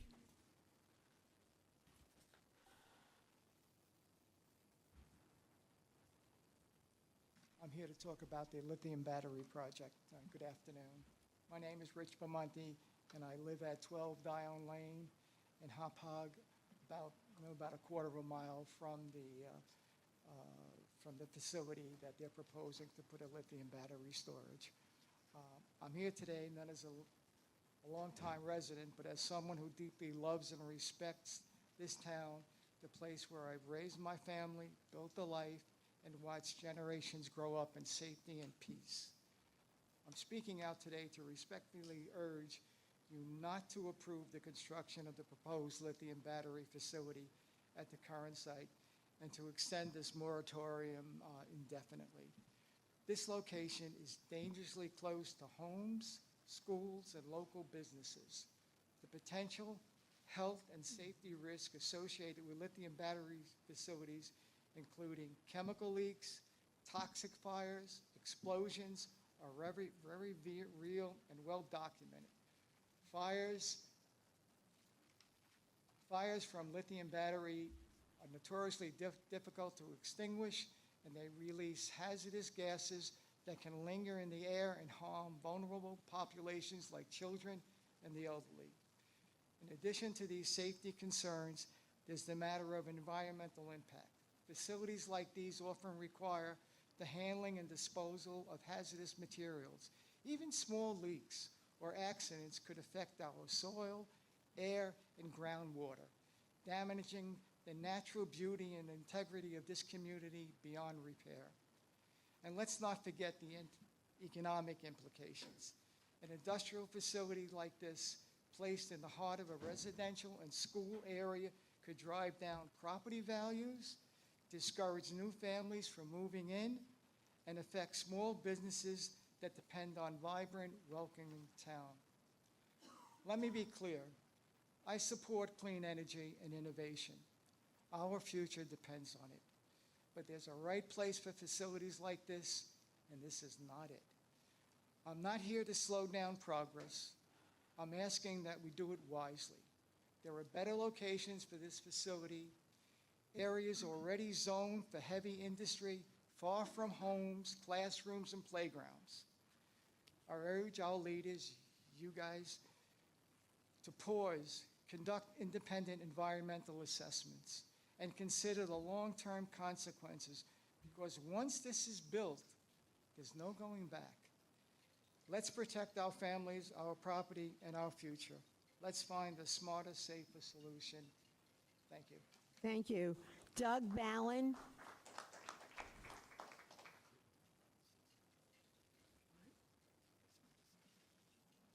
Good afternoon, Honorable Town Council. I thank you for your service to the community. My name's Doug Ballin. I graduated from Sayville High School in SUNY Stony Brook, and I live in Oakdale. I don't blame anybody for being afraid. Masked men in black tactical gear are grabbing completely innocent people off the street while they're going shopping, while they're going to their jobs, taking them from their homes while they're trying to live their lives. Even legislatures who are doing their job, trying to protect their constituents, are being arrested by those same masked men. Congresswoman Monica MacIver and Senator Alex Padilla are two recent examples in America, right now. Sarah Lisbeth Lopez Garcia, a productive Long Islander until 2 months ago, Andrea Velez and Adrian Martinez are all recent examples. These are real people with real names who were totally innocent. Literally thousands of others are separated from their families, from their children in America. I don't blame anybody for being afraid. Defending your country has always been potentially dangerous.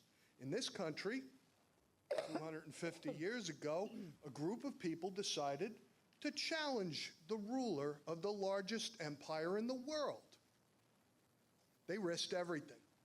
And since that time, many thousands of Americans have died defending democracy in this country and all around the world. Many of those who survived would do it again because they're proud of what they did. ICE agents wear masks. I don't think they're proud of what they do. If we let them operate here, we shouldn't be proud either. We're the country who claims everyone is free to speak. And we're the country that claims we protect people's rights all around the world, and yet we're not protecting the rights of our own people right here, right now. We've been watching a whole bunch of Republican senators and congressmen voting against their constituents' best interests over and over again because they were afraid. They cut services for the poor and the middle class here on Long Island at the same time they gave away tax breaks. And now he wants to build a $200 million ballroom. I don't blame anybody for being afraid. You're challenging the ruler of the largest empire in the world. But if you're not outraged by what's going on, what exactly are you? Don't believe the lies. They are creating a police state, and no honest American wants that. I respectfully ask that you speak out against this oppression and block any secret police force that terrorizes the people who live in your district. Thank you.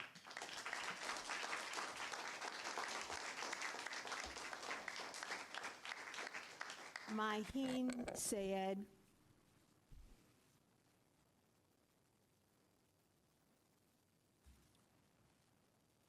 Hello, my name is Maheen. I am a Suffolk resident for the last 20 years, and I'm also a communications associate with All Our Energy. We're a Long Island-based environmental nonprofit focused on the climate, environment, and energy issues. So the best choices for our residents are going to be ones that are based on facts, not on fear-mongering disinformation. The February 2024 report by the industry consulting firm Clean Energy Associates says the risk of defects in battery storage is very rare. It's a highly regulated industry and doesn't have any more defects than other industries such as cars or home goods or your phones. Moreover, of the 40 known battery storage fires worldwide in the past decade, there were virtually no injuries. And that February 2024 report from the CAA found that there were no deaths among those fires, and that most incidents would be prevented by newer technological advancements and better testing.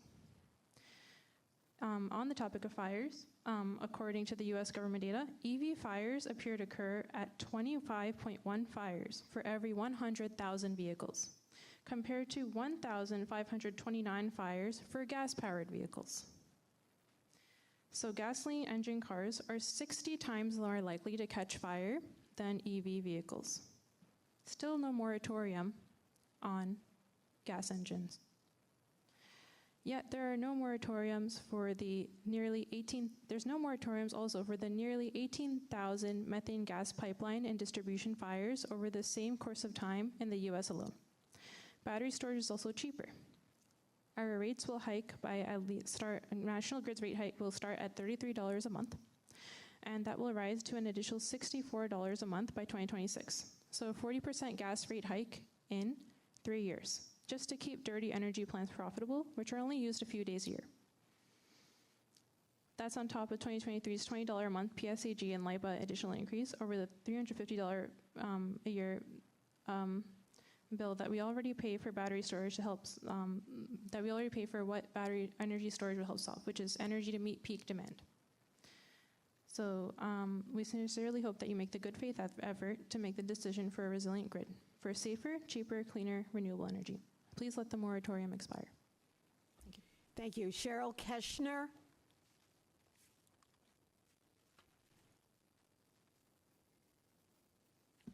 Good afternoon. My name's Cheryl Keschner. I'm a longtime community legal advocate working with Long Island's underserved and immigrant communities. I've been out here primarily in the town of Islip for over 30 years, and I'm also a member of the Long Island Immigrant Justice Alliance. My grandparents came here as immigrants to pursue the American dream and to escape persecution like many of our immigrants today, and they also deserve a chance to pursue the American dream. Unfortunately, as many people have said, many of our immigrants are having those dreams robbed from them. They're being kidnapped from our communities, and their children are being left without their parents, and families are struggling to be able to pay the rent, to be able to get food, and to be able to survive. You may say this is a federal issue and that you have nothing to do with it, but you do. You are one piece of the puzzle, and you can make a difference doing something about that one piece of the puzzle. And so I'm here to implore you today, number one, please speak out and show your solidarity with our immigrant community. They need you now. They need you. 2, please sever all contracts with Homeland Security. Do not allow them to use a shooting range, which they're using for target practice, to detain and hurt our immigrant community. 3, do not allow any county property, any town property to be used for ICE. To park their vehicles, to use as staging areas, to use in any way, shape, or form to formulate their plans or to stake out our immigrant communities. Also expressing my displeasure at the fact that you did allow Avalon Airlines to come to MacArthur Airport, that you approved that. That is the one commercial airline which is being used for deportation flights and also to fly shackled immigrants to detention centers within the United States. That should never have happened. So please do not allow any town resources to go towards Avalo. Do not engage in any contracts with them. Do not do any business with them. Thank you so much for your time. Thank you. Michael Adams.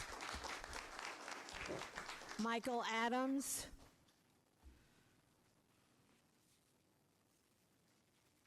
Good afternoon, everybody. Sorry for my disheveled appearance. It was hotter than heck outside in that hallway with everybody here. It's not very cool here either. Absolutely, absolutely. Anyways, I am here as a member of Long Island DSA to join the chorus of people who are speaking in opposition to the town's contract with ICE and to call for justice for our immigrant comrades. Rather than repeat our line on this, I want to offer the perspective of someone we haven't gotten to hear from, which are the actual victims of this American Gestapo. On August 3rd, immigration activist Yochito Santiago was detained by Customs and Border Patrol at El Paso without any charges and is currently being held in federal detention, but she has sent us a message to let us know what the conditions are like that she is facing. And as I read this out loud, I want you and I want everybody in here to think about the fact that this is exactly what the 1,400 people who have been detained in the Nassau County Jail in East Meadow, our good immigrant neighbors and friends and community members, are also going through. Today marks 1 week since the encounter with the Border Patrol agent in El Paso, Texas airport. A racist white man saw me as a disposable person. Today marks 1 week of not being able to see the sunsets every evening, of not being able to feel the warmth of the land, of not being able to sprout seeds or hear the elders and children laugh. It has been a week full of histories of strife rooted in forced immigration, and to come face to face with the criminalization of the immigrant, getting to see the guts of the for-profit prison system that scrutinizes every move we make, that locks us far away from our loved ones, where the lights are on day and night, where every evening's dinner is a frozen ham and cheese sandwich, crackers, and orange juice. When you ask for permission to use the bathroom and bathe yourself at certain times of the day, where the security guards who work at night don't let us sleep peacefully. They have radios set at the highest volume and loud conversations with one another. Those that work here make fun of immigrants in English. There are 2 pregnant women who have not received the appropriate attention regarding nourishment. When people get sick, they make fun of them and the nurses only offer them water. The water in here stinks, and yet we still drink it. We are not allowed to have variations of social norms in relation to masculinity and femininity. That is to say that the workers here hate queer people. Here we breathe fellowship and society. Here we share ailments, stories, advice, encouragements, and learn to play games together. Thank you so much for accompanying me in this journey. In the words of Roque Dalton, the Salvadorian poet, my veins don't end in me, but in the unanimous blood of those who struggle for life, love, little things, landscape, and bread, the poetry of everyone. And how they say in the South, the fight continues until dignity becomes the norm. Free them all and end this contract, please. Timothy Karsich. Timothy Karsich. Hi, everybody. My name is Tim. I'm a Deer Park resident, and I'm a high school English teacher in Wyandanch. As an out-of-towner, I'll speak about Islip's contract with ICE at the end, but first, I want to remind everyone that while ICE is a federal agency, silence is still violence. And so I want to begin by dispelling some myths about immigration. I want to be clear that there is no immigration or border crisis. It's a displacement crisis. And that the cruelty of it all is the point. Because the suffering of the other unites the far right. And their dream of racial citizenship and false rhetoric about coming here the right way, taxes, crime, and jobs, they serve to deflect responsibility away from those in power that caused the displacement and suffering to begin with. The United States simply does not need to control who's coming into or leaving the country. The idea that it does is rooted in eugenics and population control, and that's fascism. As for deporting criminals, I'm reminded that the rule of law is so often unjust and selectively applied. It's not a barometer for morality. Rosa Parks did not sit at the front of her bus legally. If we're exiling supposed criminals to countries they've never been to, why aren't we including everyone who lights illegal fireworks on the 4th of July, too? If we're talking about MS-13, why aren't we talking about how it originated in our prison system and how its members were trained by a former American Green Beret? It seems to me that we're having the wrong conversations and that deportations and militarized cops and borders are wholly unnecessary. The causes of the displacement crisis are the super exploitative free trade agreements and the policies of the International Monetary Fund and the World Bank. It's the US war machine that intervenes and overthrows democratically elected governments in a depraved anti-communist crusade going back decades. It's not the relatives of the kids that I teach to read and write every day. Onto the contract. It's so they can use a shooting range. Can anyone tell me who they're shooting at? Silence is violence, as I said. Terminate the contract, abolish ICE. It doesn't serve a socially useful purpose. Thank you. Thank you. Ty Burris. Ty Burris.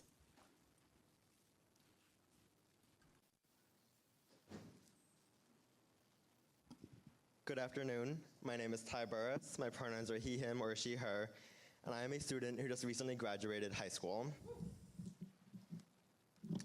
Excuse me. Growing up in a racially diverse community has afforded me the opportunity to befriend all different types of people. Most of my friends the past 18 years of my life have been Latinas.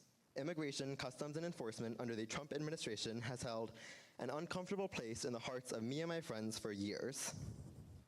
Back in elementary school, during Donald Trump's first term, I vividly remember the first time I felt fear due to political climates.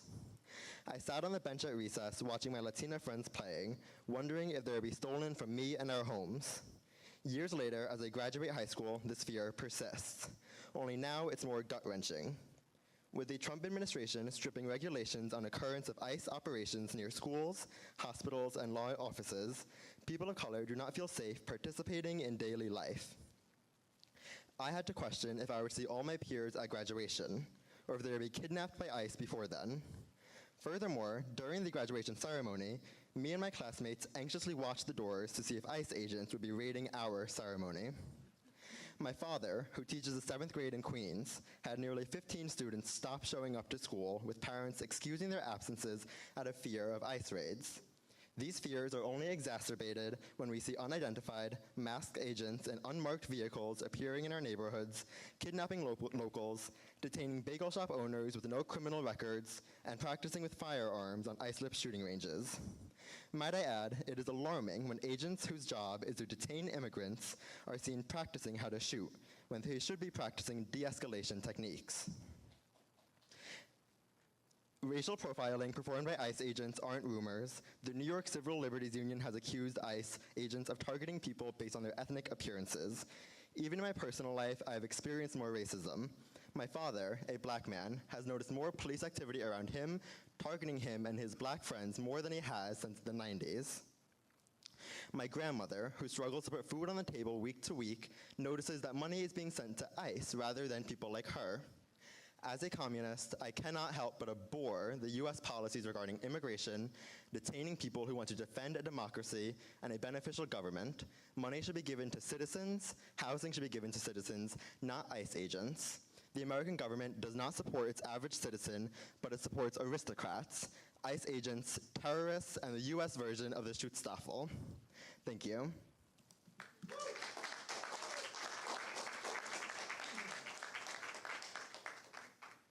Christopher Clerk.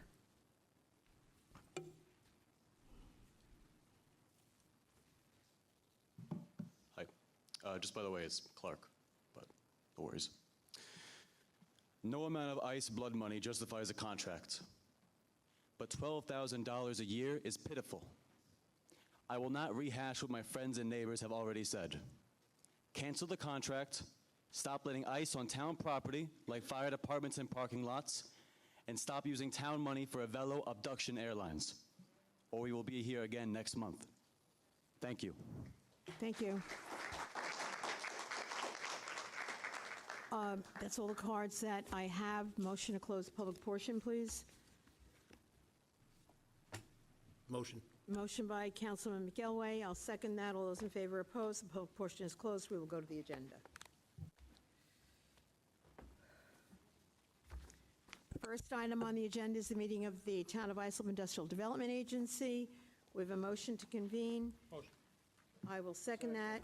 All those in favor, opposed. We are convened. A quorum is present. Thank you, Madam Chair. Good afternoon. Members of the agency board.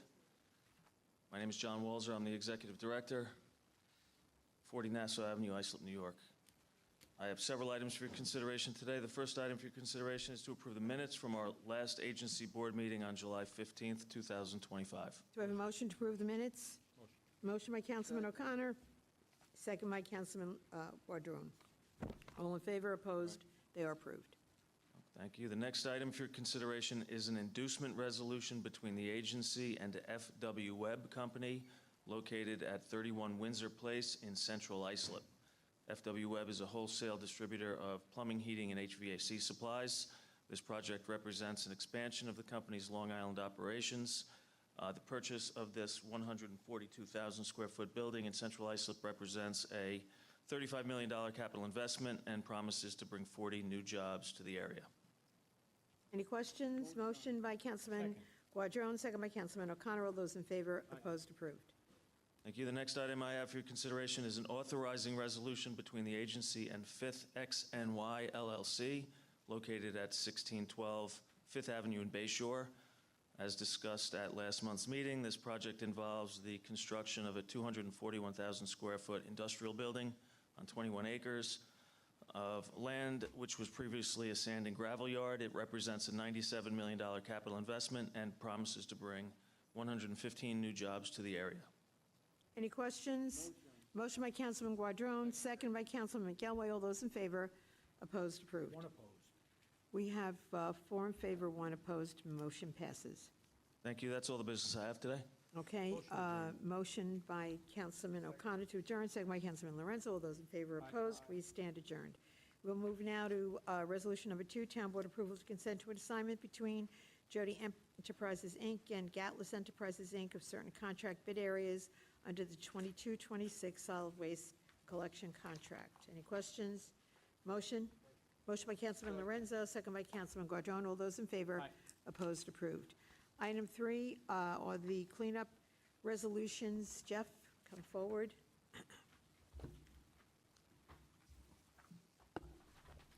Good afternoon, Madam Supervisor, members of the Town Board, and the Town Clerk.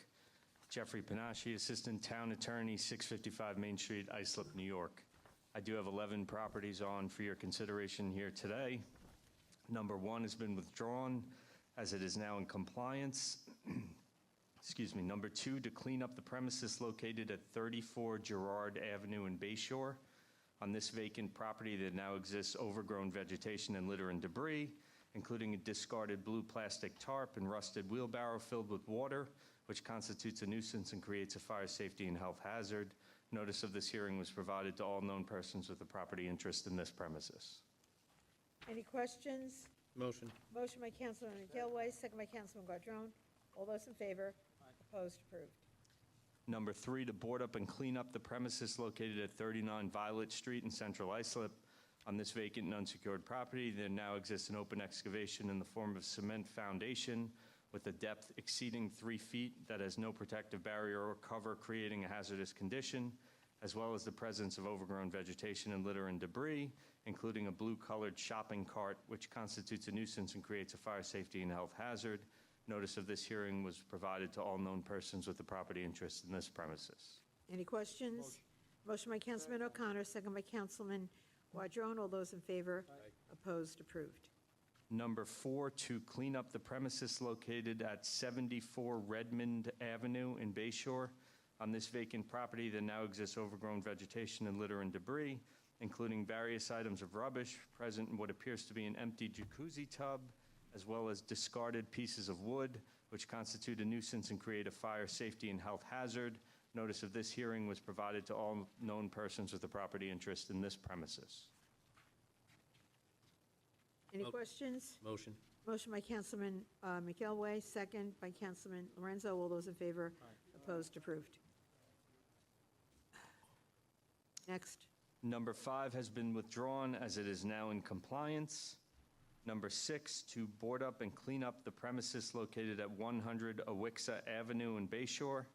On this vacant and unsecured property, there now exists a dwelling with holes in its peaks, open doors, and broken windows, allowing access to its interior, 2 unsecured accessory structures, as well as the presence of overgrown vegetation throughout and litter and debris, including a pile of wood, piles of decaying vegetation, and household debris, which constitute a nuisance and create a fire safety and health hazard.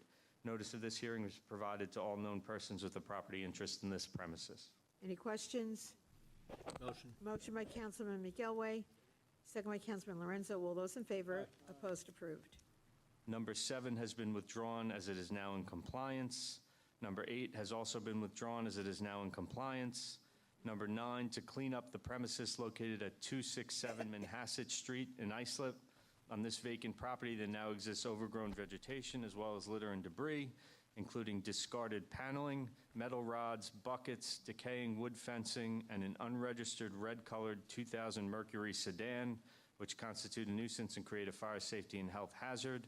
Notice of this hearing was provided to all known persons with a property interest in this premises. Any questions? Motion. Motion by Councilman McElway, second by Councilman Lorenzo. All those in favor? Aye. Opposed, approved. Number 10, to clean up the premises located at 332 Shore Drive in Oakdale. On this vacant property, there now exists overgrown vegetation and litter and debris, including a discarded hockey net located on the vegetation on the property, which constitutes a nuisance and creates a fire safety and health hazard. Notice of this hearing was provided to all known persons with a property interest in this premises. Any questions? Motion. Motion by Councilman O'Connor, second by Councilman Lorenzo. All those in favor? Aye. Opposed, approved. Number 11, to board up and clean up the premises located at 741 Ocean Avenue in Bohemia. On this vacant and unsecured property, there now exists a dwelling with a roof in a state of disrepair, as well as the presence of overgrown vegetation and litter and debris, which constitute a nuisance and create a fire safety and health hazard. Notice of this hearing was provided to all known persons with a property interest in this premises. Any questions? Motion. Motion by Councilman O'Connor, second by Councilman Lorenzo. All those in favor? Opposed, approved. Thank you. Thank you, Jeff. We will move to item 4, the appropriation transfers. I know they've all been reviewed. Any questions? Hearing none. Motion. Motion by Councilman McElway, second. Second by Councilman Lorenzo. All those in favor? Opposed, approved. One opposed. We have 4 in favor, 1 opposed. It carries. Item 5, authorization for supervisor to execute a local partnership agreement with the State of New York for periodic renourishment of the Fire Island Inlet to Montauk Point, New York Coastal Storm Risk Management Project. Any questions? Motion by Councilman McElway, second by Councilman Guadrone. All those in favor? Aye. Opposed? Approved. Number 6, Town Board approval of the list of individuals provided by several ambulance corps for participation in the 2024 Service Awards program known as LOSAP. Any questions? Motion by Councilman Guadrone, second by Councilman Lorenzo. All those in favor? Opposed? Approved. Item 7, authorization for town clerk to advertise for public hearing to amend the Town of Islip Uniform Traffic Code. No questions. Motion by Councilman O'Connor, second by Councilman Guadrone. All those in favor? Opposed? Approved. Item 8, acceptance of funds from Suffolk County Water Authority to compensate the town for the paving restoration work on several streets in West Islip. That paving work is going on, although we'd ask residents to be patient. We can't do it all at once. We do it a road at a time, and it's happening. Any questions? Motion by Councilman McElway. I'll second that motion. All those in favor? Aye. Opposed? Approved. Item 9 are the special events. Lots still happening around town. Motion? Motion by Councilman Guadrone, second by Councilman O'Connor. All those in favor? Opposed? Approved. Item 10, Town Board approval to designate Alliant Group LP as the sole source supplier for services required for document processing automation. Motion by Councilman Lorenzo, second by Councilman Guadrone. All those in favor? Aye. Opposed? Approved. 11 of the bid awards. Again, they've all been reviewed. Any questions? Motion by Councilman, was that Lorenzo? Lorenzo, second by Councilman McElway. All those in favor? Aye. Opposed? Approved. Item 12, likewise, are the option year resolutions. Any questions? Motion? Motion by Councilman Lorenzo, second by Councilman O'Connor. All those in favor? Opposed? Approved. Item 13, authorization for supervisor to enter in several agreements for programs or events to be held throughout the town of Islip. Any questions? Motion by Councilman Guadrone, second by Councilman McElway. All those in favor? Opposed? Approved. Item 14, authorization for supervisor to execute an amendment to the professional services agreement with L.K. McLean Associates P.C. for administration and construction inspection services. Any questions? Motion? Motion by Councilman Lorenzo, second by Councilman Guadrone. All those in favor? Opposed? It is approved. Item 15, Town Board approval to adopt the revisions to the Administrative Procedures Manual, Section 323, Family and Medical Leaves of Absence Policy. Any questions? Motion by Councilman O'Connor, second by Councilman Guadrone. All those in favor? Opposed? Approved. Item 16, acceptance of a bargain and sale deed from Brothers Duo 3 LLC for a piece of property located at 271 Carlton Avenue, Central Islip. Any questions? Motion by Councilman O'Connor, second by Councilman Guadrone. All those in favor? Opposed? Approved. Item 17, acceptance of a deed from 1895 Union Boulevard Corp. for a road widening dedication for a piece of property along the east side of Lakeview for highway purposes. Any questions? Motion? Motion by Councilman McElway, second by Councilman Lorenzo. All those in favor? Opposed? Approved. 18, authorization supervisor to enter into a one-year contract extension with Integrity Communication Technologies LLC for contract DPD 1-24, supply and install low-voltage wiring for town facilities. Any questions? Motion by Councilman Guadrone, second by Councilman Lorenzo. All those in favor?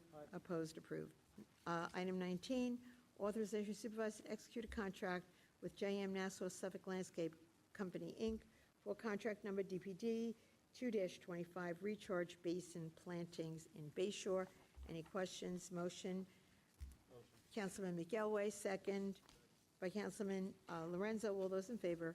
Opposed? Approved. 20, town board approval permitting the Planning and Development Department to submit an application to the New York State Long Island Forward Housing Program for a parking management plan as part of the New York State Downtown Revitalization Initiative. Any questions? I have a question.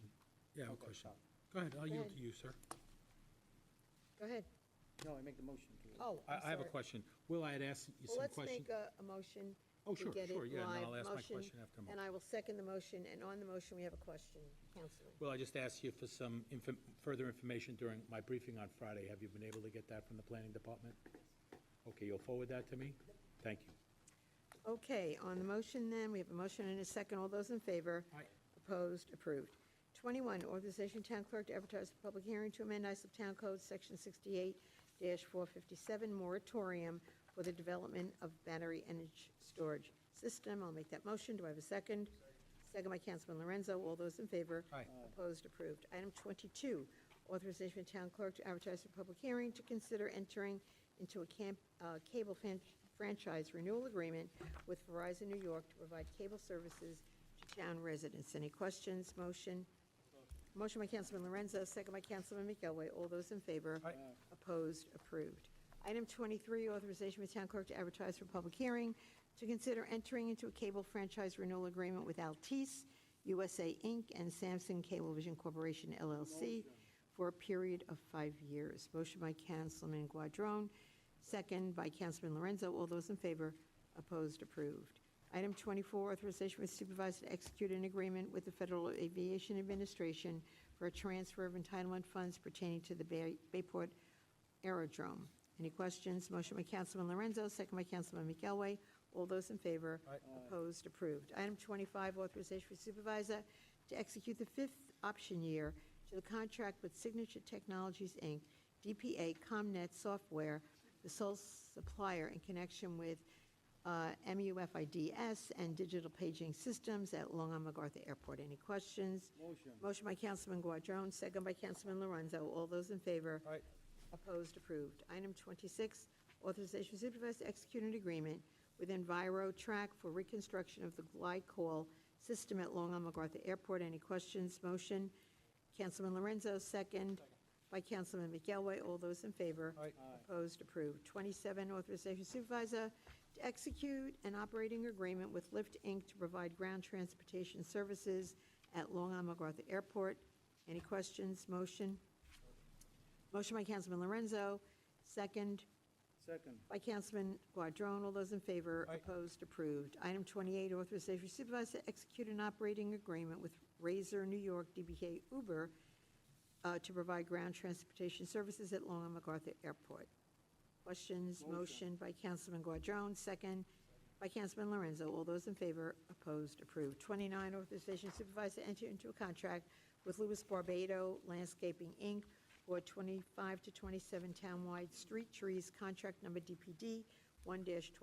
Any questions? Motion by Councilman O'Connor, second by Councilman Guadrone. All those in favor? Opposed? Approved. Item 30, designation of Councilperson Michael McElway as the governing head of the Office of the Town Board. Any questions? Motion. Second. Motion by Councilman Guadrone, second by Councilman Lorenzo. All those in favor? I'm a no on that one. And I will abstain. So that is 3 votes, it is approved. Item 31, authorization for supervisor to execute and submit to New York State DOT the documentation necessary to respond to their 2025 Title VI compliance review in order for the town to remain eligible for federal transportation funding. Any questions? Motion by Councilman Guardone, second by Councilman Lorenzo. All those in favor? Aye. Opposed? Approved. And that would be the last resolution. Motion to adjourn. I want to make a motion to waive the rules and procedures of the town board meetings so I can introduce a proposed resolution for discussion and vote on the use of the town of Islip rifle range by ICE agents. I know very well that I don't have the support from either of you, but I would like to have this opportunity to put it on the record. If I may read the resolution, I know that I emailed. We all have copies of the resolution, and you can give it to the clerk, and it'll be, put on the town.